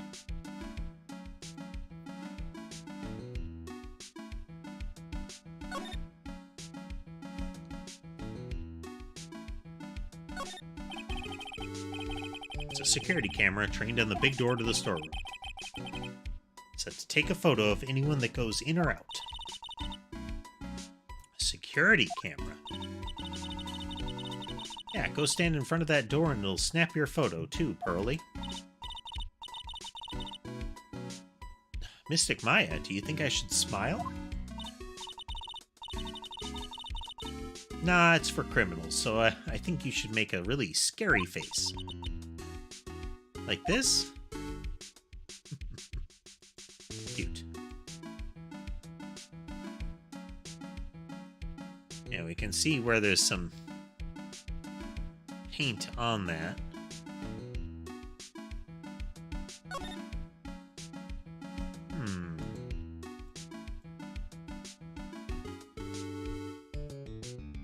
going to be interesting.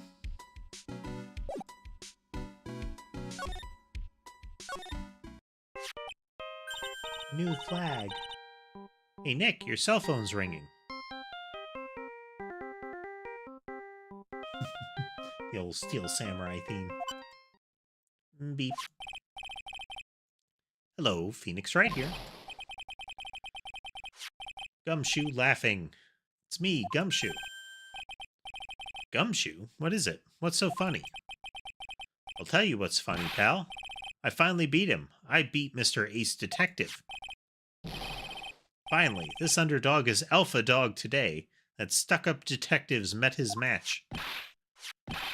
Yep, I finally caught him. Lock, stock, and barrel. I mean, if he was here in person, I could imagine him, like, jumping around excitedly. But how's he achieving that with his phone? Is he, like, switching ears and making it, like... I didn't think phones carried stereo that well. But I guess he could be, like, rotating the receiver on the phone so that it was louder on one side or the other of the audio, you know, maybe? There's no escape for him. You caught him? Are you saying you captured Mask Damask? Bingo! Well, actually, he surrendered. But I still got him. Mask Damask surrendered? That's great! So when can we come pick up the Sacred Urn? Well, you see, I was gonna tell ya... What? Something wrong? Do you think you can swing by the detention center sometime? The detention center?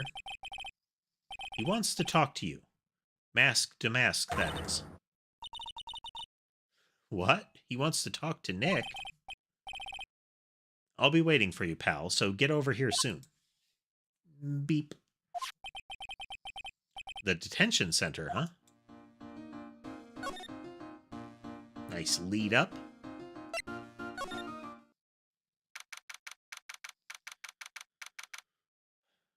Well, we immediately... Entering the room of this detective, you can immediately, like, make assumptions about their character. You know, precisely what you're going to assume is less certain, but there's a particular type of ego required to have a self-portrait that big in that kind of frame, that prominently displayed. Like, it's definitely a step below from, but in the same school as having, like, a giant statue of yourself, with an increasing order of ostentatiousness based on the material said statue is made out of, you know? You go from that sort of plaster bust all the way up to full body gold statue in heroic pose. It's not that bad, but a painting like that is the same thing.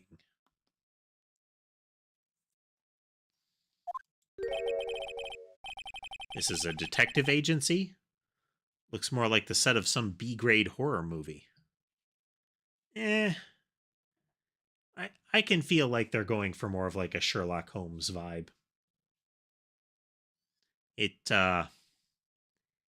There are too many bright colors being used for it to be a, you know, cheesy horror movie laboratory, you know? You know. Is anyone here? Looks like nobody's home. Let's root around. What a waste of time. Hey, I know. Let's take that framed picture back with us as a memento. Well, that's Maya for sure. The moment she thinks she can get away with it, theft for souvenirs is her immediate instinct. Don't you dare, Maya. Guess we'll have to try back later. Before we look at stuff, desk is literally covered with all sorts of chemistry equipment. I just love chemistry. Say, Nick, I bet you didn't know this, but water is made up of carbon and hydrogen. I mean, we know that's wrong.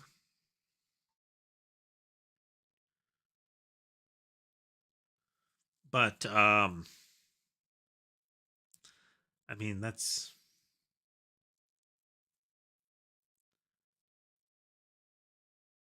such a leap, you know? Oxygen and carbon just aren't the sort of thing that you would expect would be adjacent enough to mistake. No, no, no, not carbon. Oxygen. Oxygen and hydrogen. Oh, well, there are always alternative theories, I guess. What was the horrible drum for a while? Alternative truth or alternative facts?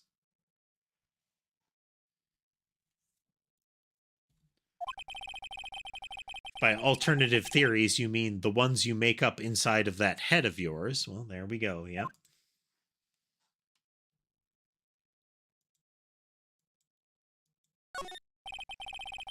One impressive bookshelf filled with some very impressive books.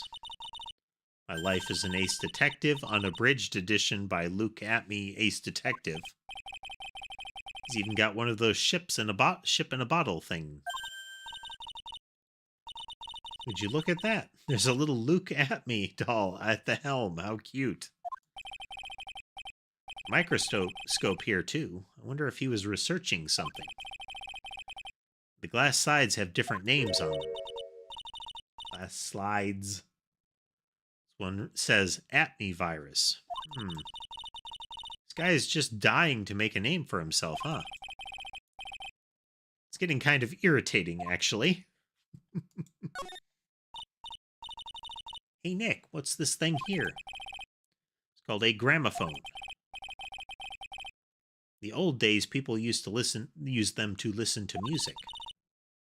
You can't be serious. I think it's probably for purifying the air or something. I'll bet you 50 cents. Come on, what do you say? Forget it, you never pay up when you lose.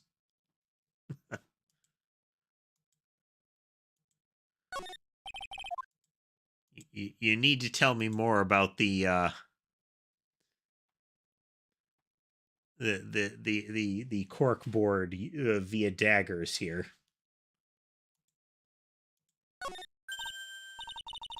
It's a huge hearth. That's a fireplace. So, what's the difference? You need to stop judging things based on narrow-minded cultural assumptions, Nick. Right. Sorry.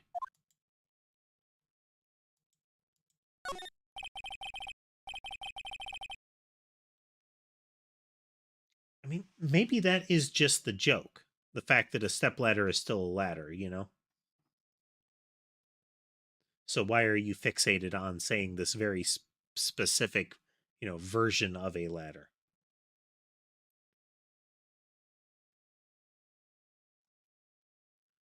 So I feel like that's another joke that's not so... Is it a lost in translation thing or a dulled in translation? What a creepy painting. It's like he's looking right at me. Maybe we should put up a big portrait of you in the office, Nick. I can even paint it for you. Maybe you can pose while cleaning the toilet. I think I prefer something a bit more dignified.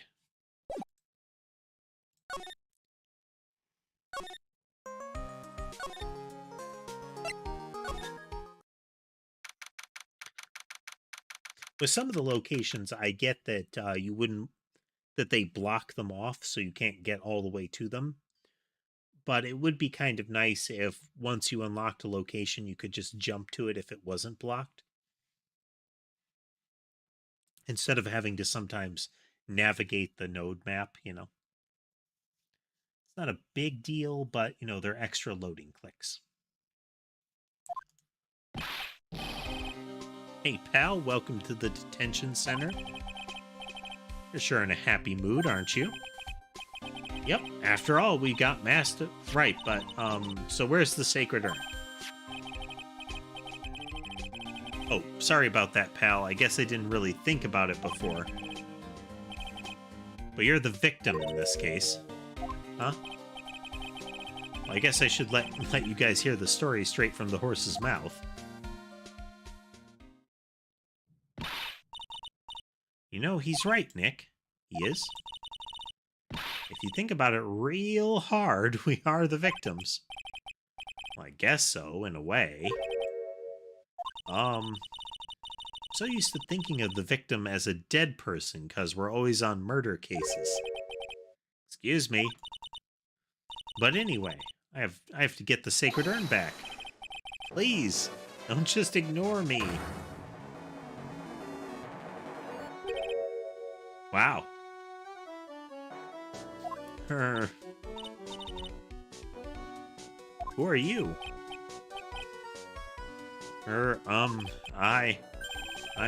I'm Mask to Mask. Okay? Hey, Nick. Doesn't he look kind of, well, gangly? I'm Ron Delight.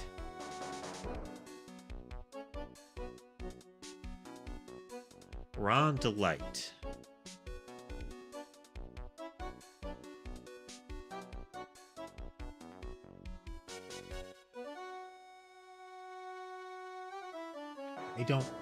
There's not one coming to me as far as what that name might be a spin-off of. I don't think this guy could punch his way out of a wet paper bag. So you're the Mask to Mask guy. Yes, you bet. No, that's wrong. You see, it's complicated. Sort of yes and sort of no, if you know what I mean. Yeah. Double checking both of my screens here. It's fading. Like, after the K, starting with the N here, it's the letters of know what I mean are fading out. What's wrong? When I say wrong, what I really mean to say is that it's not right, per se. You see, it's not spelled mask to mask. It's actually mask to mask. And again, like that's darker. Is it that what Ron is saying is that it's sort of they're sort of fading the sound out, like they're getting really quiet. What's with this guy? He's a timid little weakling, we know that much. Jeez, Phoenix. Don't do that. Wow. His hair is spring-loaded. Neat.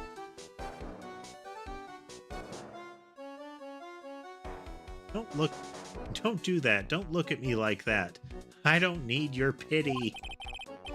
And a major crybaby, too. So, why did you give yourself up?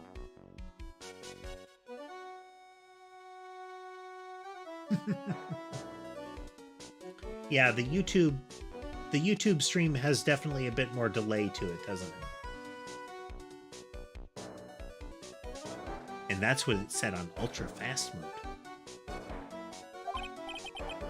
Well, you see, it's because, well, I know why. It's because you stole such a priceless treasure. And now you're overwhelmed with guilt. Am I right? Priceless treasure? That broken old urn?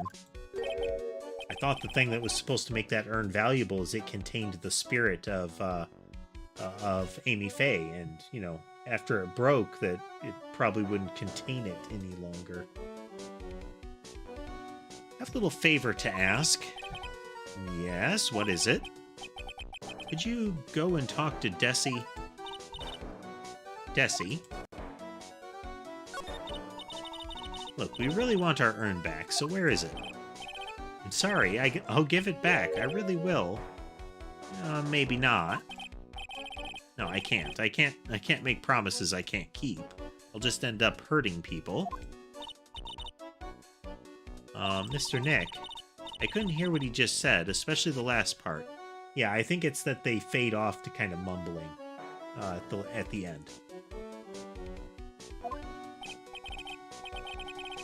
Mr. Damask, do you think you could speak up a little?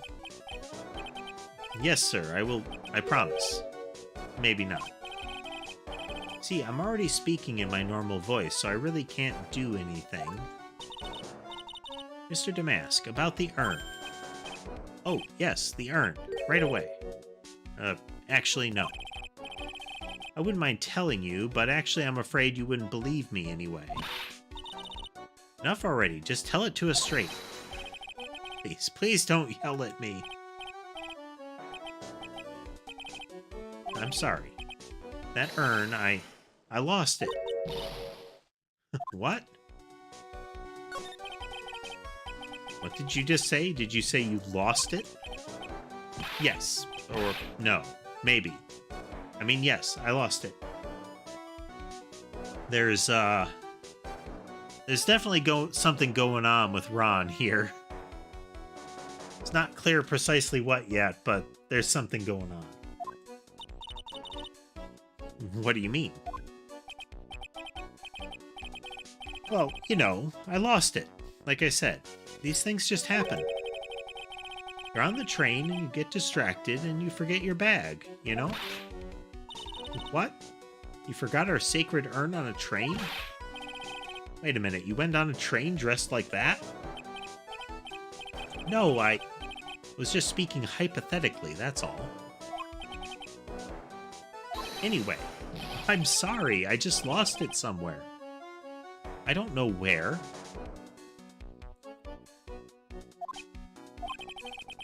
This guy's story is more surreal than a Dolly painting. Are you really sure this creep is Mask Damask? I don't call him a creep. He's a weakling and a crybaby, not a creep. Phoenix is, kind of a jerk inside his head sometimes, isn't he? Although I do have to admit, I understand your doubts about this guy. So who is this Desi person? Please don't talk about my wife like that. Guess she must be his wife. Sorry, the truth is, it was my wife that told me to have all of you come here. Do you think you could go and visit her at my hideout? Hideout? Mr. Nick, what does he mean by hideout?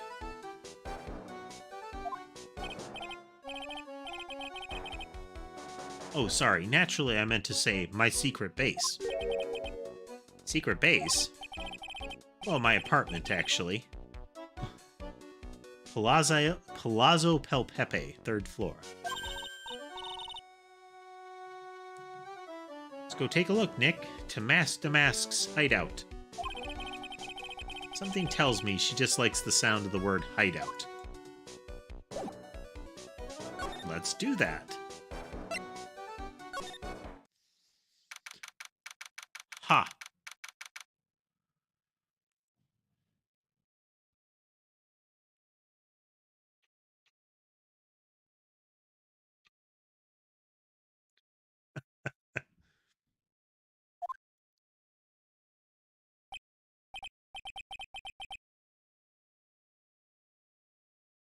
The concept of this one in the center, the vaguely human-shaped balloon with a, I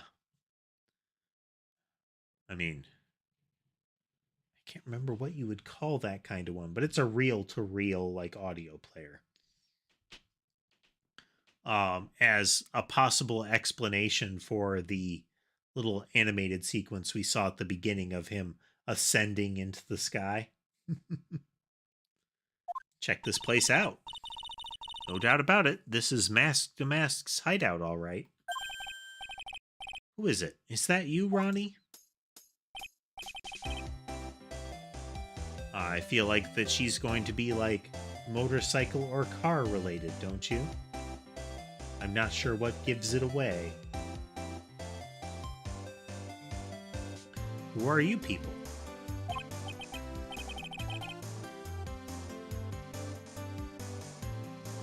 Are you Desi Delight? That's right. I'm Desiree. Ah, oh, you must be the lawyer. And the victim. Yeah, that's us. Your husband told us to stop by and speak with you. Maya Fey, and this is Phoenix Wright, attorney at law. Nicky Boy and Maya, huh?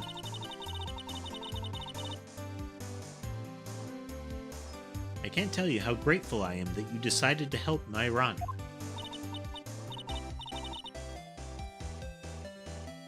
Well, you're welcome. Did she really call me Nicky Boy?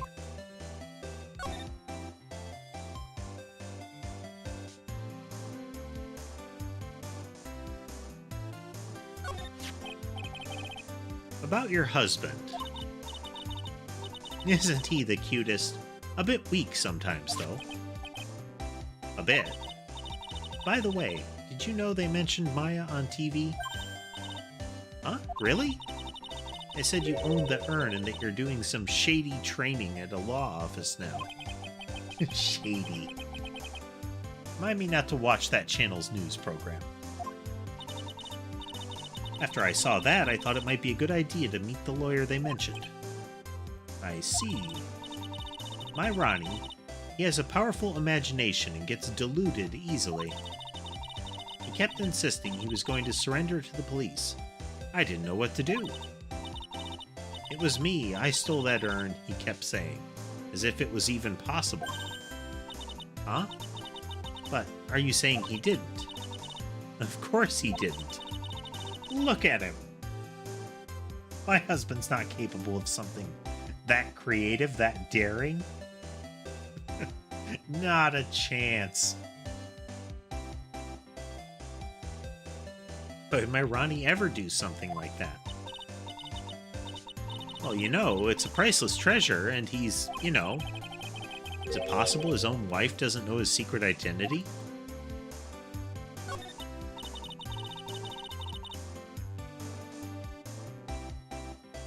Me?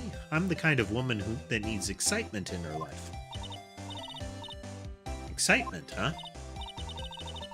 I'm at my happiest when I'm racing along with my bike going at full throttle. Okay, motorcycle. Riding a motorcycle is like putting your life on the line. You know what I mean? I think that depends on how you ride it. I'm the type that can't stand living a boring, dreary old life with no action. No offense, but your husband, Ron, doesn't exactly look like the risk-taking type himself.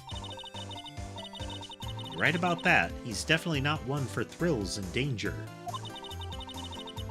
But I do have to say that he makes up for it in other ways. Other ways? Yes, money. Ronnie is incredibly rich and super generous.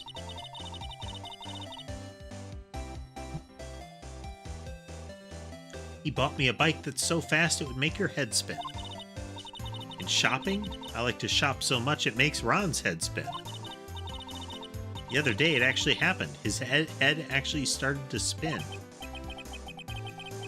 Man, talk about a high-maintenance wife. Talk about stereotypes.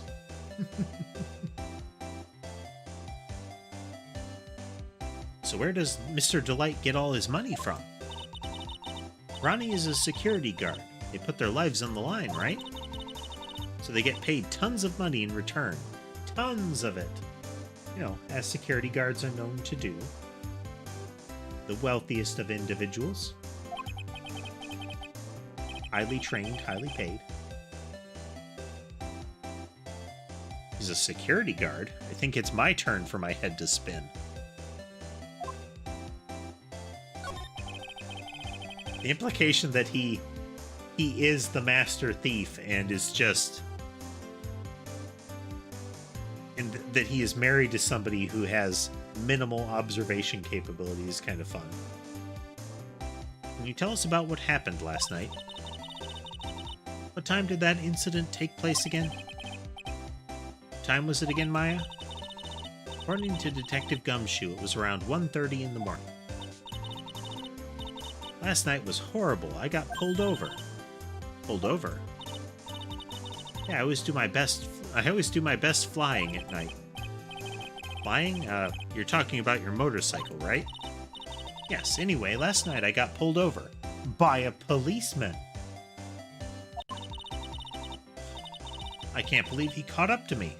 It was a great chase, let me tell you. When he finally caught me, the poor man was as white as a sheet. About 3 in the morning when I finally got home. Sounds like she's got an airtight alibi. What about Mr. Delight?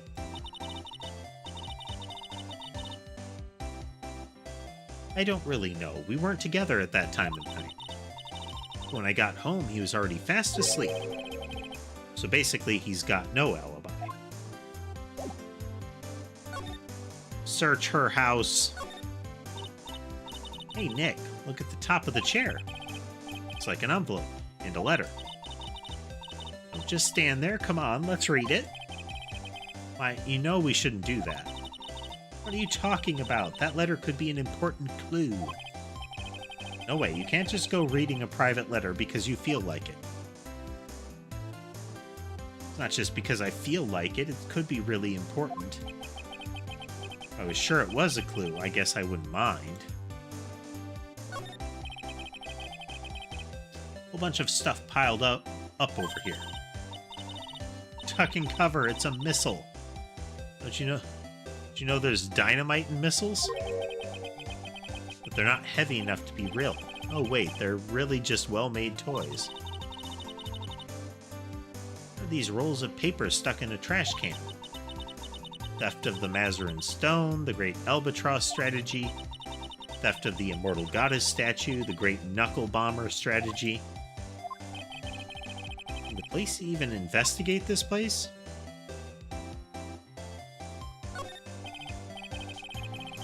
It looks vaguely familiar.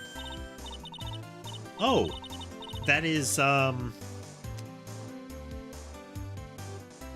Wendy Oldbag's, astronaut costume from when she was a security guard at the awards show. The Nickel Samurai case. It was the, faux spacesuit.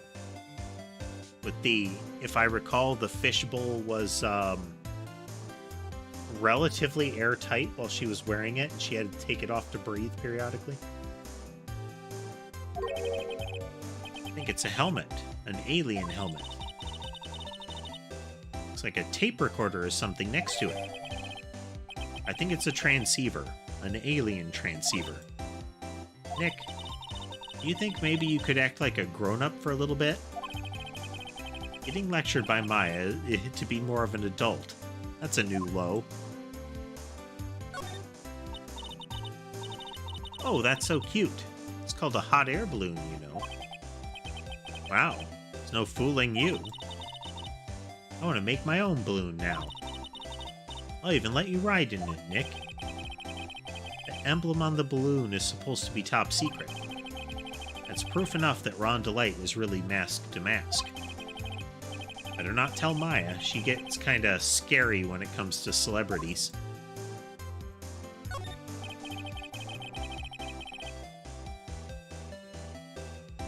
It's a bunch of cheap costume pieces arranged inside a nice frame. Look, Nick, it's a fake beard. Also a mask made out of cardboard. Here, Nick, try on this fake beard. Come on, try it on. Cut it out. Now put on the mask. Phoenix to mask. Let's borrow it for a while. I'm not stealing from a thief. I have enough bad karma as it is. It's mask to mask. It's a tape recorder hanging from his neck. Let me see that.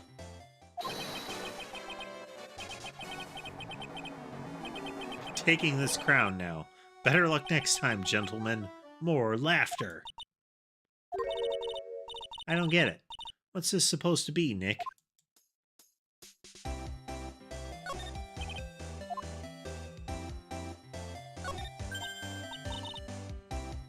It's a torpedo. Hard to believe, but it sure looks real. Where could he have picked up something like this? Please don't say that torpedoes are things people just leave lying around. Bunch of books lying here. They're all romantic-sounding novels about famous heists and fantastic thieves. Look at all the bookmarks and notes stuck into them. Let's see here. Note, must remember this thief's way of laughing. Very useful. Note, a calling card is an important part of any good thief's modus operandi. Oh, Ron really studied his stuff.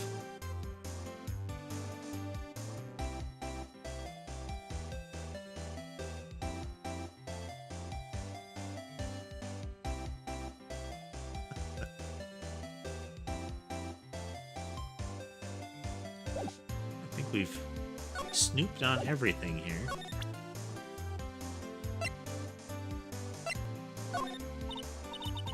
Oh, that's so mysterious looking. I love old stuff like this. Really? That's one of our most treasured possessions. It's going to be a whole exhibit at Lordly Taylor with these types of things. I look so happy. She's lit up like a 1,000-watt bulb. Terrific. You can count on Ronnie and me to be there. Sounds like fun. Huh? Oh, yeah. It's like that light bulb is starting to flicker.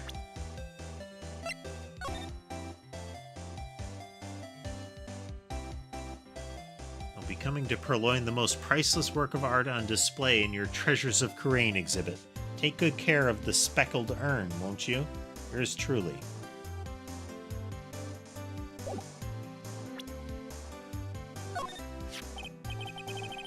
So what do you know about this? You can't show her that, Nick. Emblem is top secret, don't you remember? Sorry about that. The way she just said top secret was a worse giveaway than what I did. When I hear the word top secret, it just piques my interest like nothing else.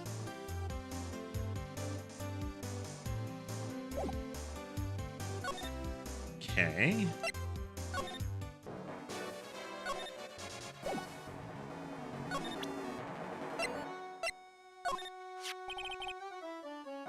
Really sorry I caused so much trouble.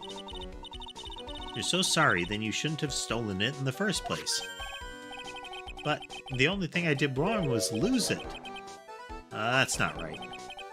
It was wrong either way. I'm sure the owners of the other treasures feel the same. He sure seems sorry. This is very strange. Who would have imagined that such a famous thief would have such a pure heart?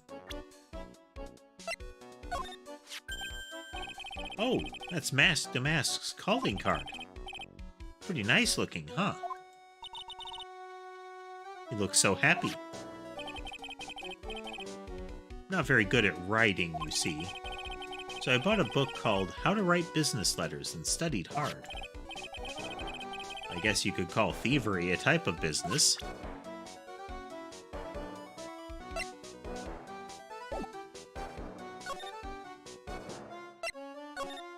Something we're missing here.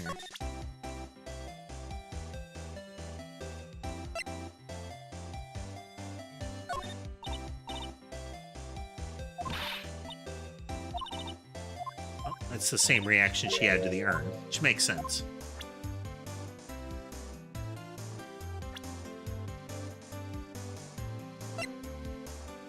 We're gonna start with her husband, then we'll ask her about Mask to Mask here. I know he doesn't look it, but he can really get things done when he puts his mind to it. Really? So when exactly does he put his mind to it? Well, not very often, I admit. What exactly does Miss Delight see in her husband, anyway? I mean, she did seem to appreciate his ability to spend money on her.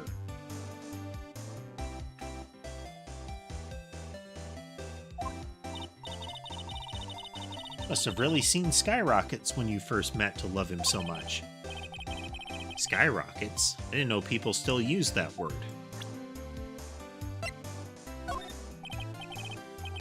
Miss Delight, you must know, right?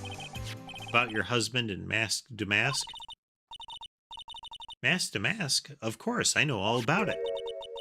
My husband is his biggest fan. Ooh. Yep, what? Biggest fan? Yes, Ronnie can be pretty delusional sometimes. That's how this whole misunderstanding happened. Wait a minute, did you say delusional? That's right. I just don't know what I'm going to do with him. You see, Ronnie actually believes that he is Mask to Mask. What? What are you talking about?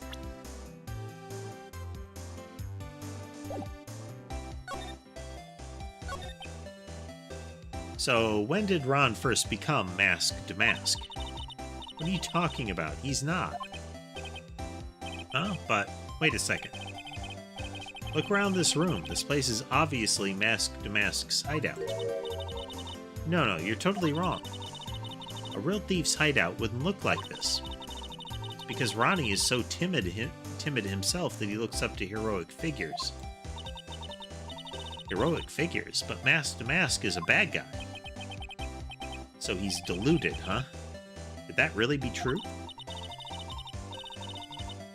Anyway, if he really had stolen the urn, wouldn't he still have it? Well, I suppose so. Then why don't you ask him if he has the urn or not? There's a point. Mr. Delight isn't exactly the criminal type. But something about Ron's behavior bothers me.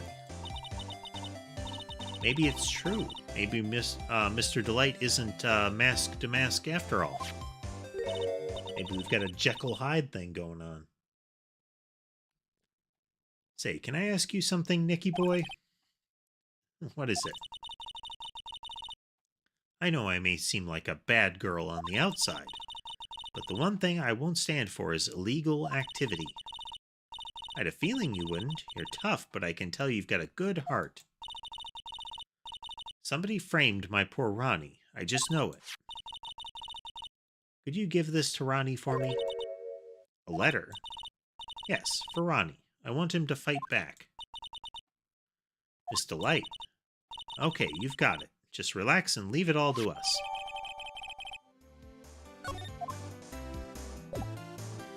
Flag obtained.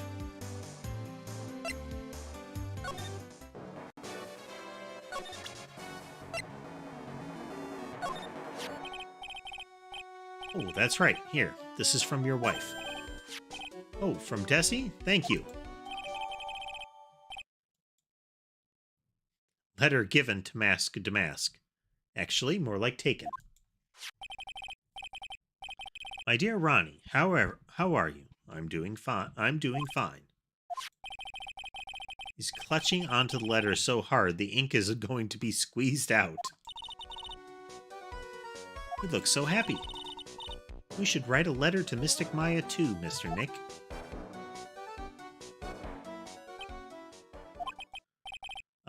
Mr. Lawyer? Yes? In the letter that Desi wrote, she said, ask this guy to be your lawyer. Huh? I know this would be asking a lot, but could you please take my case? My trial starts tomorrow. Hang on a second. He can't be your lawyer. Why not? What do you mean, why not? We're the victims in this case, right? Victims of this mask-to-mask guy? Well, yeah, but according to Desiree, he didn't do it. She said, poor man, he's deluded himself into thinking he did it. Right, Mr. Nick? They said in front of the deluded individual in question. Come on, she could be lying to protect her husband. Well, that's true. No, actually not. Actually, it's hard to say. Oh no, it's spreading. No, please, I'll give you the treasure of your choice in return. What should I do? Well, let's go. Oh, Mr. Delight, I've decided to give it a try. I'll defend you. Really? You will? Hey, what are you doing, Nick? He's a thief. You can't trust him. Well, he may be a thief, but I think there's more to this case than meets the eye. Mr. Nick was wrong about you. I shouldn't have trusted you. Pearls? I can't believe you'd defend this person after what he did to Mystic Maya. I'll never forgive you. Ever. Big gloppy tears. Pearly, wait. This is gonna be ugly. I'll go after her.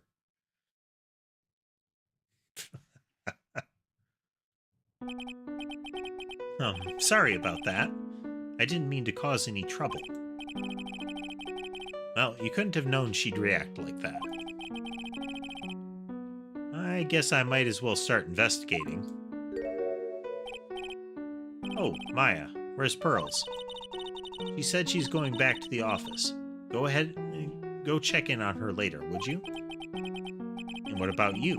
Are you okay with me taking Mr. Delight's case? Yeah, I'm fine, Nick. I believe in you. I think I'm gonna cry. I know you have a lot of work to do. I really appreciate it. Oh, Nick, let's get this show on the road.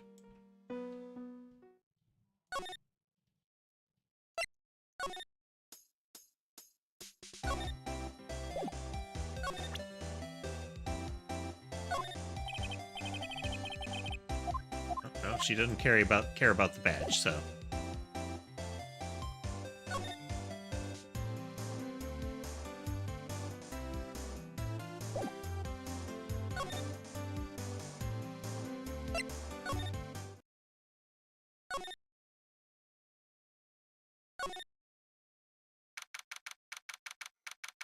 Investigation.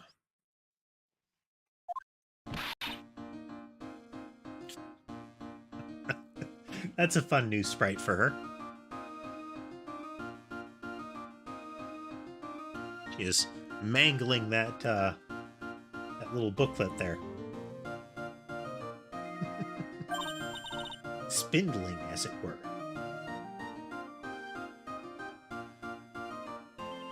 Oh, Miss Andrews. I'm so sorry. It's my fault. Your precious urn. Your precious urn. Please, calm down. What's wrong? It never ends. Everything I touch ends in failure. I'm sorry. I'll do anything to make it up to you. It's okay. I know I don't look it, but I'm good with my hands. I could make you another urn. Hold on, just wait, okay? Breathe. Calm down and talk to us. Forgive me. Forgive me.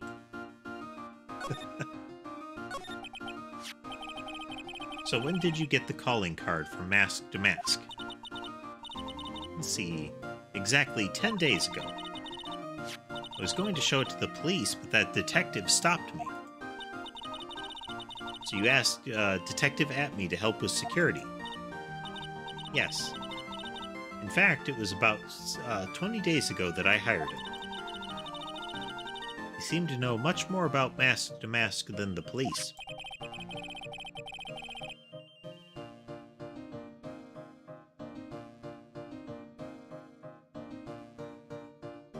Those moments when you think you're going to sneeze, but you're not going to sneeze, but it still feels like you're going to sneeze. So you hired him for security even before the calling card arrived. Well, yes, I had a premonition that something bad might happen. I've learned to trust my hunches. So that's why there are security cameras even in the basement warehouse. Yes, Lordly Taylor is very serious about their security measures. It was their way of saying bring it on to any potential thieves. Well, he sure brought it last night, and even left with a nice souvenir. Can you tell us a bit about the security for the treasure exhibit? It was all my fault. I never should have called this paltry little collection a treasure exhibit anyway. Take that, Maya. Why do you say that? The urn that was stolen is a pretty important object. Maybe, but its actual value after appraisal was, well, practically zero. Zero? I polished it until it was just about glowing. Thought maybe I could make it look more valuable. But that urn contains the soul of Mystic Amy. Anyway, I left all the security arrangements to Detective Atney.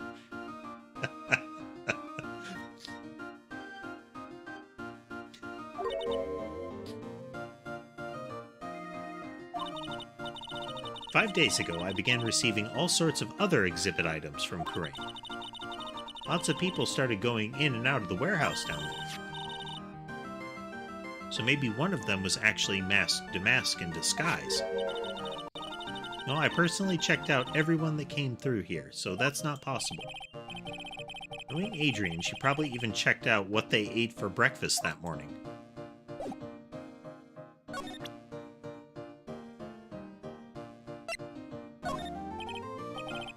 Miss Andrews. Oh, no, that's her, I don't care about that, reaction.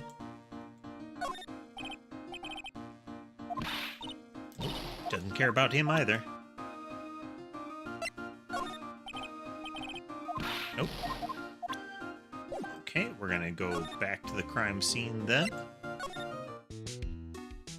No new flag.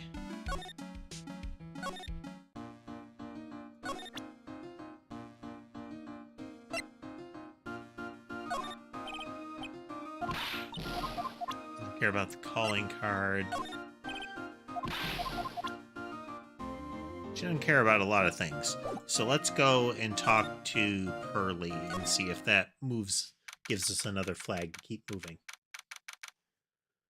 Because she was the one that was noticing most of the stuff earlier on, so we probably need her to progress anyway.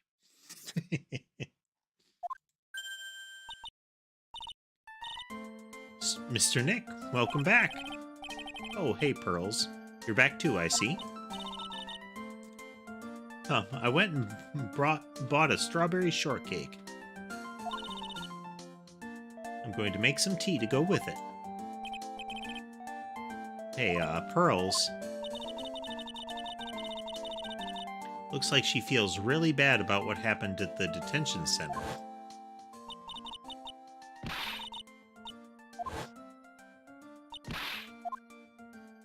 Never forgive you. Ever! Mystic Maya, the tea is ready. Oh, thanks. Come on, Mr. Nick. Please have some of this cake. Yeah, thanks. Pearls. Oh, excuse me. I was in the middle of cleaning the toilet. It's okay. I just cleaned it this morning. Too late. This might be a good time for me to ask about her. I first met Pearls a year ago. It was when the murder happened at Korean Village. I still remember what she said to me when we first met. You're Mr. Nick, right? You're Mystic Maya's special someone. Hey, Maya, I've always thought it was because she was young, but what? Pearls, I think she's got the wrong idea. About you and me. Huh? There's something you need to understand. What is it? It's kind of like a Crane Village custom, sort of. Pearl seems to love you a lot. Well, it's because I'm her only cousin, and, well, because of the murder case last year, Pearly's mother is, you know, in jail. Oh, yeah. I remember now, Pearl's mother, Morgan Fay. Her absolute floating island of hair. She's serving a prison term in isolation right now. So you see, I'm the only family Pearly has right now. But it's the same for me, too. Maya. My mother's gone, too. There are hardly any men in Crane Village. Now that you mention it, I never actually saw any men when I visited. I'm pretty sure I told you about it a long time ago. About how spiritual powers run very strong in the Fae family. Yeah, you did, and that's why you're undergoing training to be a spirit medium, right? Yeah, the thing is, only women can actually inherit the spiritual power. That's why the whole culture of Crane Village kinda revolves around its women. Well, that's understandable. Nothing wrong with that. Yeah, but because of that, there tends to be a lot of unsuccessful marriages. Oh. Well, men start to feel left out after a while, and then they just start leaving. Especially if the man has a daughter. Are you saying that Pearl's father... He's gone. He left the village when she was very young. Boy, that's tough. Yeah, and she grew up seeing nothing but unhappy marriages all around her. That's why she's so sensitive to things like that. So your mother's still missing? Yeah, no one has any idea where she is. Maya's mother, Misty Faye. The current master of the Crane channeling technique. She disappeared 17 years ago after getting involved in a certain police case. But you're sure she's still alive, right? Yeah, I know she is. It's sort of a spirit medium thing. And if your mother doesn't come back, then what? Then according to the laws of the village, I'll become the next master. There's some sort of time limit, if I recall. Mystic Maya, the master of the Crane technique. Sounds like a heavy responsibility. Yeah, but there's no one else with the blood of the Fae main family who's a spirit medium. Well, Nick, why don't we go out and start investigating? We're not going to learn anything just sitting around the office. Yeah, I know, but first I want to talk to Pearls. Mr. Nick? Yeah? I acted like a baby. Pearls? I doubted you, even though Mystic Maya trusted you completely. I guess I still have a lot of training to do. Mr. Nick? Yes? From the bottom of my heart, I apologize for what I said. It's... Well, I'm going out now for a little bit. Huh? Where are you going? I may be small, but I still have a lot of spirit channeling power. So I'm going to show you I can be useful too, by finding some evidence. Hey, wait up. She sure runs fast. Well, they had actually established that before, that, she came to the city by just running there in a short period of time, despite the fact that it was a relatively, not super long, but a non-trivially long train ride. Like, within a similar period of time, she was able to run there. Nick, let's back off and give her some room, okay? Yeah.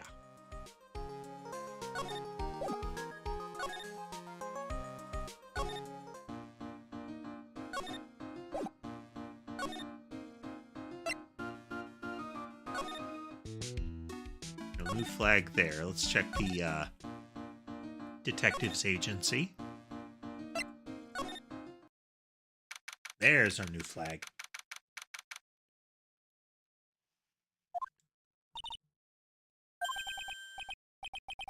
Hello. Well, well. How lovely it is to see you again, my dear. Welcome to my abode. Relax and soak up the atmosphere. We're actually kind of... Silence? Precisely as I expected. What is? Safari. The truth has once again been elegantly revealed to me. A lawyer and a spirit medium. Am I correct? I think we've already been through this. So my estimation was correct. Zavari, how truly elegant. Now then, what can I do for you? You mentioned before that you were on guard duty all alone last night. Precisely. This is my 5th encounter with my arch enemy. I refuse to allow anyone to interfere with the rightful pursuit of my prey. I heard you've been after Mask Damask since his very first theft? Yes, my dear. I see you've done your homework. In his very first heist, the vile thief pilfered the famous jewel Tear of Emanon. I first encountered him in the museum's sacred hall, the crime scene itself. So that's why you were hired as security for the treasure exhibit. I'm pretty sure he said Adrian Andrews hired him. Yes, I borrowed some equipment from Lordly Taylor and set the perfect trap. You must mean the security camera. But I thought you were watching the area yourself, too. So how did Mask Damask manage to steal the urn? That's the $1,000,000 question. What is Damask's modus operandi?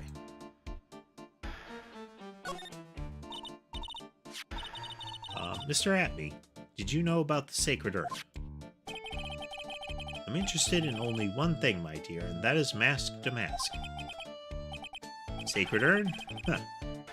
That has nothing to do with this case. But wasn't that what Mask Damask stole this time? I'm a hunter, sir. The urn was nothing more than a lure to catch my prey. Do you yourselves remember the shape of the individual peanuts you throw to pigeons? I don't think I like this guy's attitude, Nick. Well, anyway, it looks like he doesn't know about the urn. There's something that's kind of bothering me. Please, my dear, ask me anything you like. After all, we are all seekers wandering alone in the darkness. I was wondering how Mask Damask managed to steal the urn. I mean, isn't it strange that you don't seem to know? Pause. Yeah, now that you mention it, it is strange. After all, you were on guard duty that night at the scene of the crime. Unless you were sound asleep, you should at least have seen Mask Damask.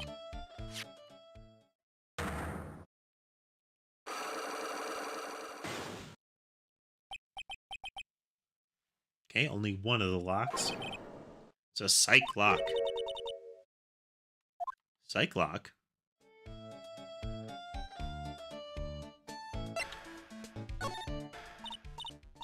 Hey Nick, what is this psych lock thing? Well, your Magatama lets me see when people are keeping secrets. By breaking their mental locks, I can find out what those secrets are.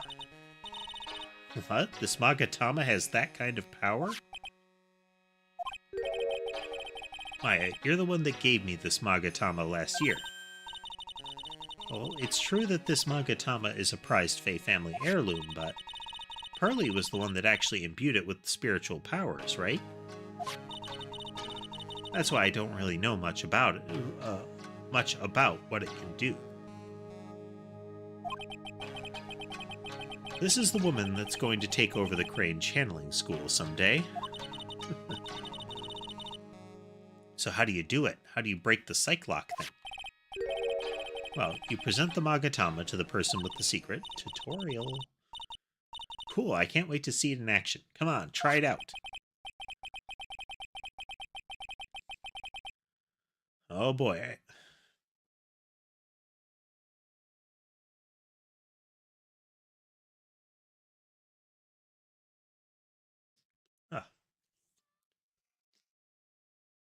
I think the future master still needs to learn how to be patient.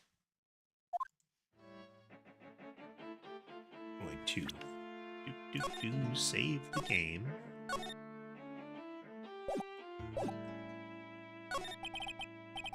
Mr. Atney, you must know more than you're letting on. How did Mask to Mask manage to steal the urn?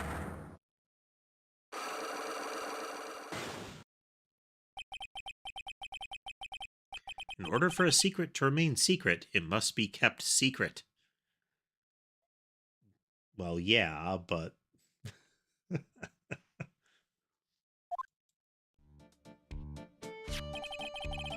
Last night, Luke Atney must have encountered Mask to Mask. But why would he be trying to hide it? Nick, go for it. Let's break that psych lock of his. Don't really think she understands what she's talking about in a while, but let's give this a shot.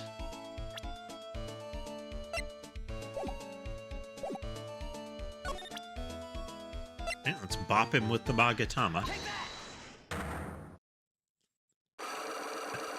That's always the impression that it gives me, is that when you present that to them, the loud take that really says to me that he throws it at them. Reveal your secrets via concussion. Detective Atney, you were standing guard at the scene of the crime. There's no way you didn't see Mask to Mask commit the crime. Well, now, I can hardly see why you're so positive about that.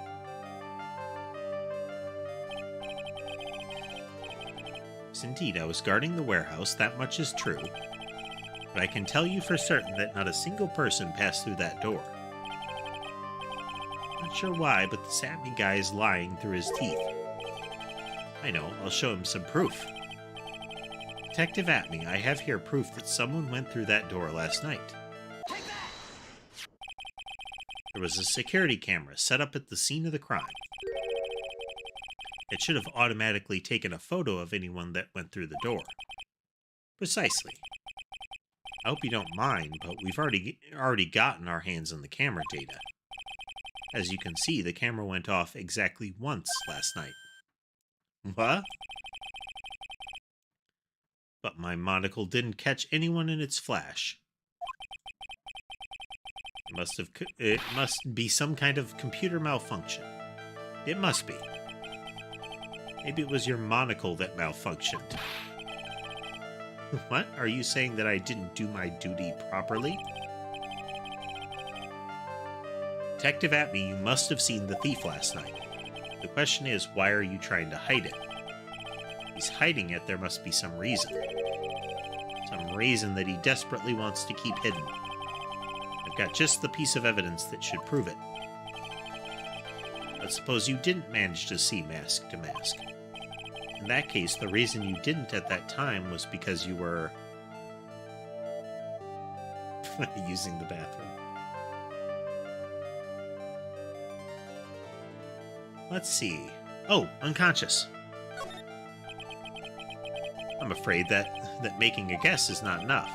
Time to put your money where your mouth is. Show me your evidence. You were bonked with the sword.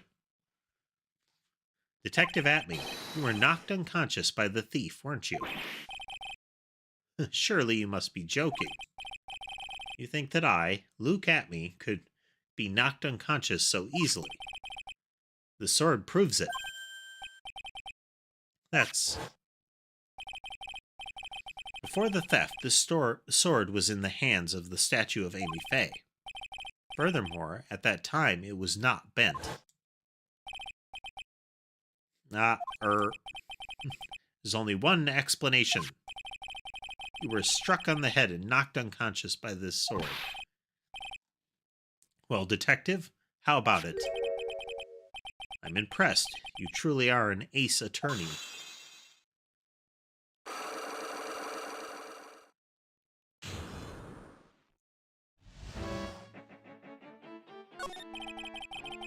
I can't deny there may be a small hint of truth in what you say. So you were knocked out when the thief first clobbered you. Clobber? What an ugly way of saying it, but I suppose you could put it that way. The coward struck at the precise moment that I turned to look at the computer. So you never noticed that the thief had entered the warehouse? No, the coward must have wormed his way in through somewhere besides the door. Perhaps the air ducts or the sewer pipes. Then my arch nemesis struck me on the head from behind with this gruesome item here. Ouch, Mr. Atney should have his poor head examined. You can say that again. How could he have underestimated the thief that badly?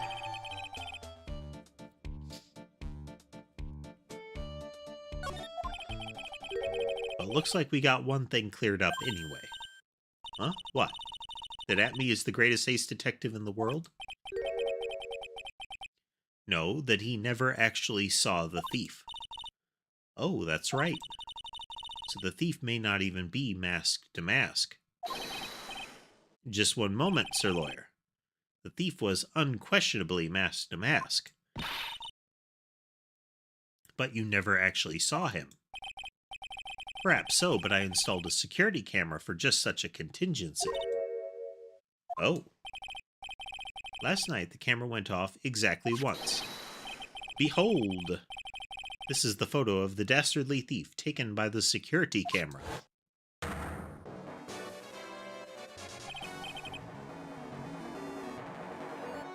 Okay, the right angle chunk is still in the paint already. And we know that the box had that paint splattered on it, that pink stuff. That's him. Mask to mask. Photo of storeroom entrance taken by the camera on the night of the crime. The thief can be none other than the arch criminal, mask to mask. After all, he has a very good reason for committing such brazen crimes. What are you talking about? So, what did you mean by he had a very good reason? Exactly that. Mr. Delight had a very good reason to dress up and commit those crimes. There should be a green envelope somewhere in his room. You'll need to go and investigate. But how could you know about that? Have you forgotten?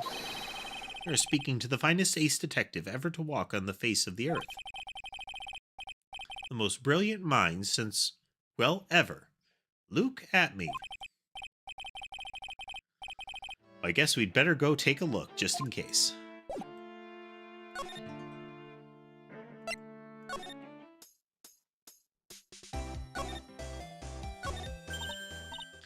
Hey, Nick, remember what Detective Atlee said? Green envelope. You should go investigate. That thing we just heard. Green envelope, huh? Looks like it. This is it. Let's have a look. If you don't want your true identity revealed to the world, come to KB Security at 1 a.m. on October 12th and bring $50,000. $50,000? This is a blackmail letter. Sure looks like a major clue, all right. Written with a fountain pen found in Ron's room. Ding dong. Oh, someone's at the door. I'll be right back. Won't take but a second, I promise. Thank you for coming. That's so nice of you. When I see a damsel in distress, I just can't help myself. Please, come in. I'll make some coffee. Really? Okay, I guess I'll make myself at home, pretty lady. Uh-oh. Wait a minute. I know that voice. Oh, Nicky boy, I'm so sorry, but I've got another guest. You're... Ha! Larry. Nick, it's you. And Maya, too. What a fluke. Larry, long time no see. What, you know each other? Nicky boy? Nick, do you and this girl have, you know, something going on? Something? I underestimated you, Nick. Gorgeous lady like this? And married, too? Way to go, dude. I knew it. Just when things can't get worse, it's time to cue in the butts. Larry Butts. Ever since grade school, he's been not exactly a close friend, but yeah, we know each other. Hey man, that wasn't nice. I was your very first client. We've got quite the storied history, he and I. What we used to say still rings true. When something smells, it's usually the butts.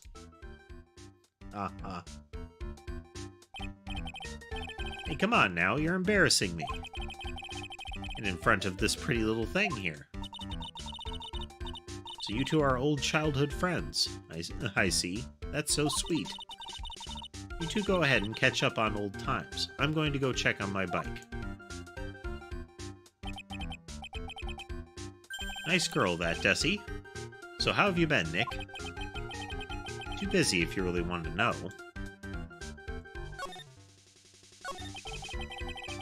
So what have you been up to this whole time?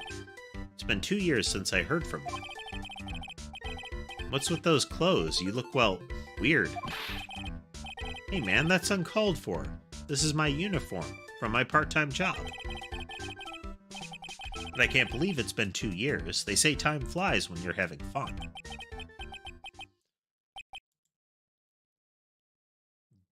Trailing off laughter. So, what's wrong? Nick, I gotta tell you. Women, I don't trust them anymore. You got dumped again. I think each time we've encountered Larry, it's been with some sort of, like, detrimental relationship. One way or another. Well, you know, Benifer? I followed her all the way to Japan 2 years ago. That's where I met the famous Caddy Tom, and my whole life changed. Benifer? Caddy Tom? I've never heard of either of them. Anyway, dude, Caddy Tom chose Hollywood over me. Can you believe it? Oh, actually... Anyway, sounds like you had quite the adventure. Women, they're so... Oh, but you're different, Maya. You're not like the rest. Looks like he's still the same old Larry. Simultaneously a gullible victim and acting like he kinda deserves it.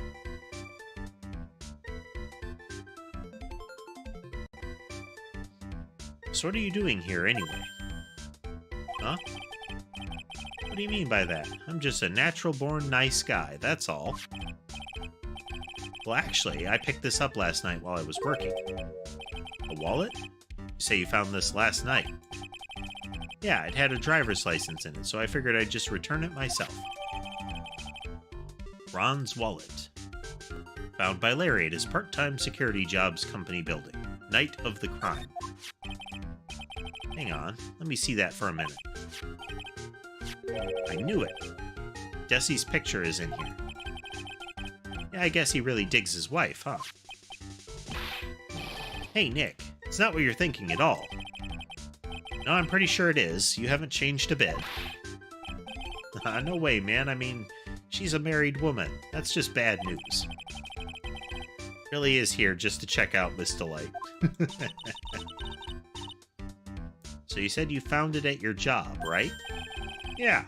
I'm working for a private security company as a guard. Chicks just love a guy in uniform, you know. There's the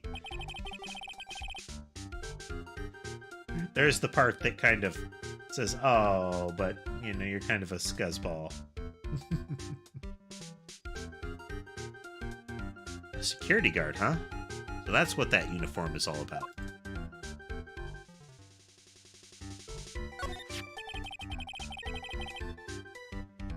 So what time was it when you found this last night? Huh? Why are you asking that? Trying to see if I've got an alibi. You're not the one on the hook for a crime this time, buddy. This was around 1 in the morning on the first floor of our company building. What was Mr. Delight's wallet doing there? Anyway, there's nothing weird about that. After all, he works there. He works there? You mean Mr. Delight? Sure, here, take a look at this. It's right there in his wallet. It's this card. It's a key card for the security company. See, it's got a serial number on it right here. There's no mistake about it. You said you were working part-time at a security company, right? That's right. Why are you making that scary face? Security company, huh? Something's not quite secure about Larry working there.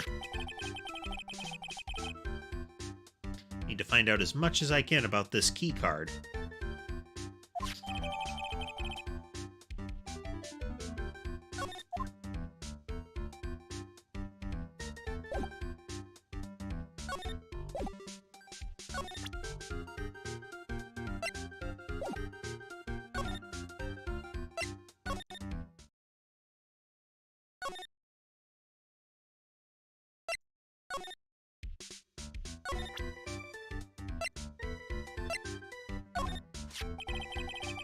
So you're sure about this key card? Yep, that's the key card we use at the building I work in. According to the serial number, this one is for the CEO's office. I wonder if Ron runs the security company.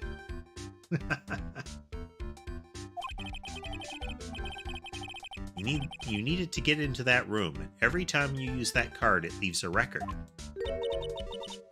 Leaves a record? Yeah, it tells you exactly who entered the room and when. Larry, I need that data. Slow down, man. Sorry, but that data is off limits to outsiders. If I lost my job, I'd never have a chance with Desi. It's times like these when I wish lawyers weren't so powerless.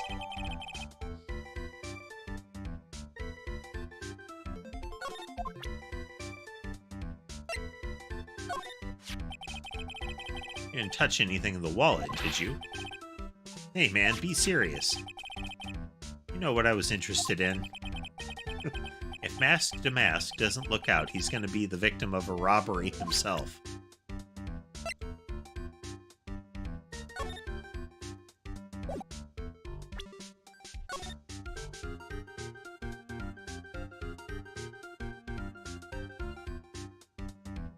Interesting. I'll take that red diamond you received the other day instead.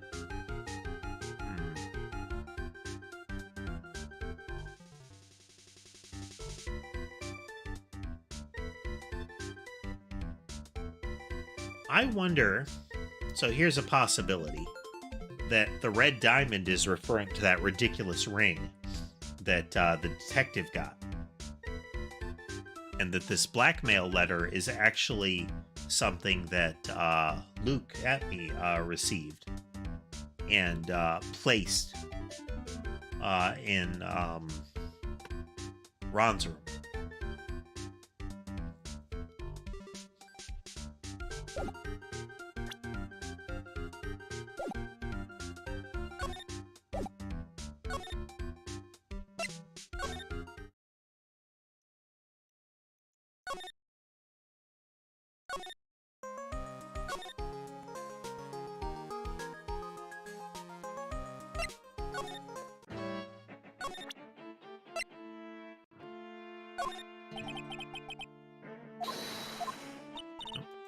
Doesn't care about that. Unfortunately, his I don't care about that is protracted because of the riff with Maya there.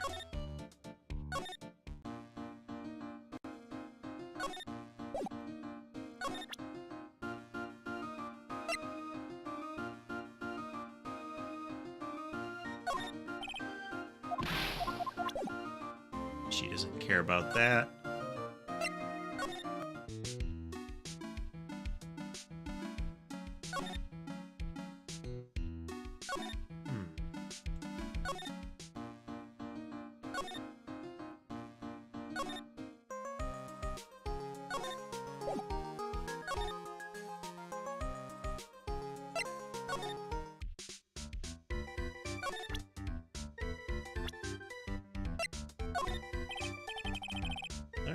What about this person? Okay, suddenly he doesn't know anything about Ron.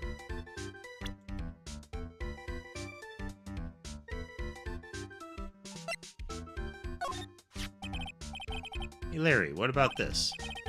What? If you've got something to say, then say it already. Huh? A blackmail letter? Do you know anything about this? I don't know anything about Alexis, and that's the truth. Huh? What? You can't believe you'd do this to me. I thought you were my friend.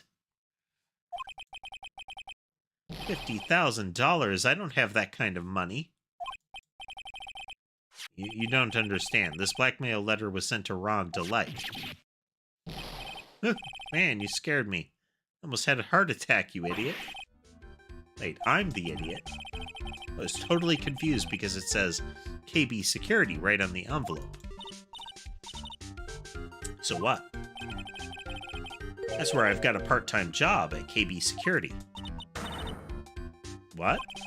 I really should find out some more about this KB Security company.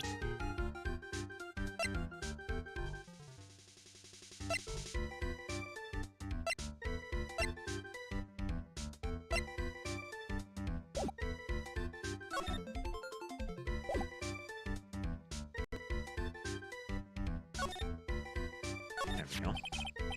KB Security, the company in the blackmail letter. You know about it? That's where I work, yeah. In fact, I'm on the job right now. So, what are you doing here, then? Well, the boss is away right now, and you know what mice do when the cat's away. Yeah. Anyway, how far away is this company? You see, about 30 minutes by car, I guess.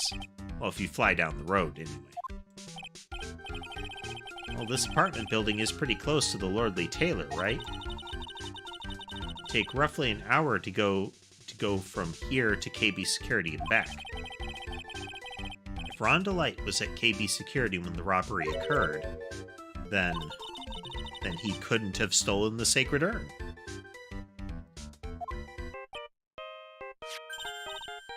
Hey, Nick, your phone. Hello, is this the Wright residence? Ah, Pearls, where are you?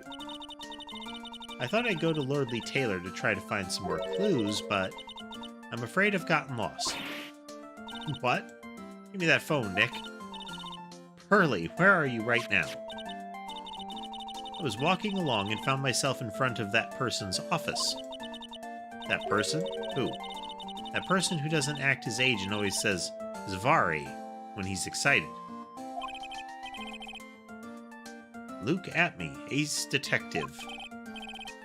Okay, stay right there. We're coming to get you. Alright, I'm a little scared. Alright, let's go, Maya. Wait a second, Nick. What? That phone call just now sounded like a real cutie.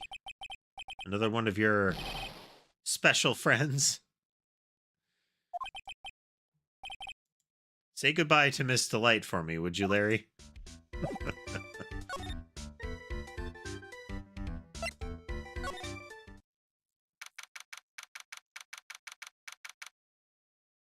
Larry trying to add to his list of things that put him in the Predator column, you know?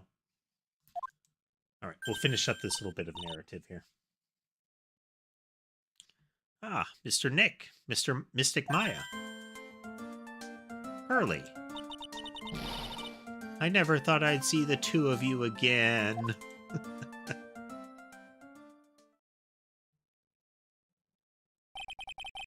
So, is Mr. Ace Detective out of the office? Yes, when I arrived here, there wasn't a single soul in sight. Say, Nick, doesn't it look like something's changed since we were here last? Oh, there's the bag on the table. Now that you mention it... All right, folks, we're going to wrap up there.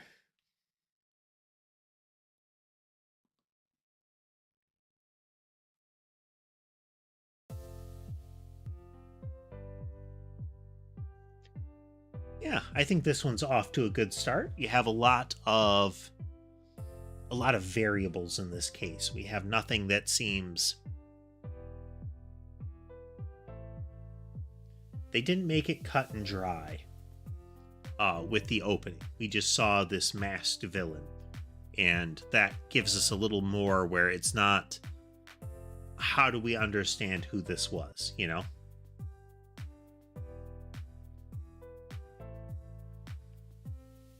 And that's not too uncommon. That seems to be something that they've been doing since they've been getting rolling, since it's not... It's less interesting when you know who done it, and it's a matter of getting everything to wiggle over to it eventually. But yeah, this could be a good one. As I said, Thursday, tomorrow, we are going to be trying out a new game, Judgment. That is, assuming I can fully get it functional, I will be testing that out tomorrow. Worst case, we'll switch over to something else. But hopefully not. Judgment will also be a completely new one. It's more action-y-ish. Then on Friday, it will be more Murder by Numbers. And then on Saturday, we'll be getting back into Danganronpa. So we've got a nice detective full schedule. But yeah. I hope everybody had a good time tonight. Again, we now have the opportunity to watch on YouTube or Twitch as you like. YouTube will be the primary platform, so it will be in kind of that order of survival, YouTube then Twitch. But it'll be good to give people the opportunity for both now. Thanks, Casemate. Glad you're having a good time. But yeah. I hope the rest of your evening is good, folks, and I will see you tomorrow.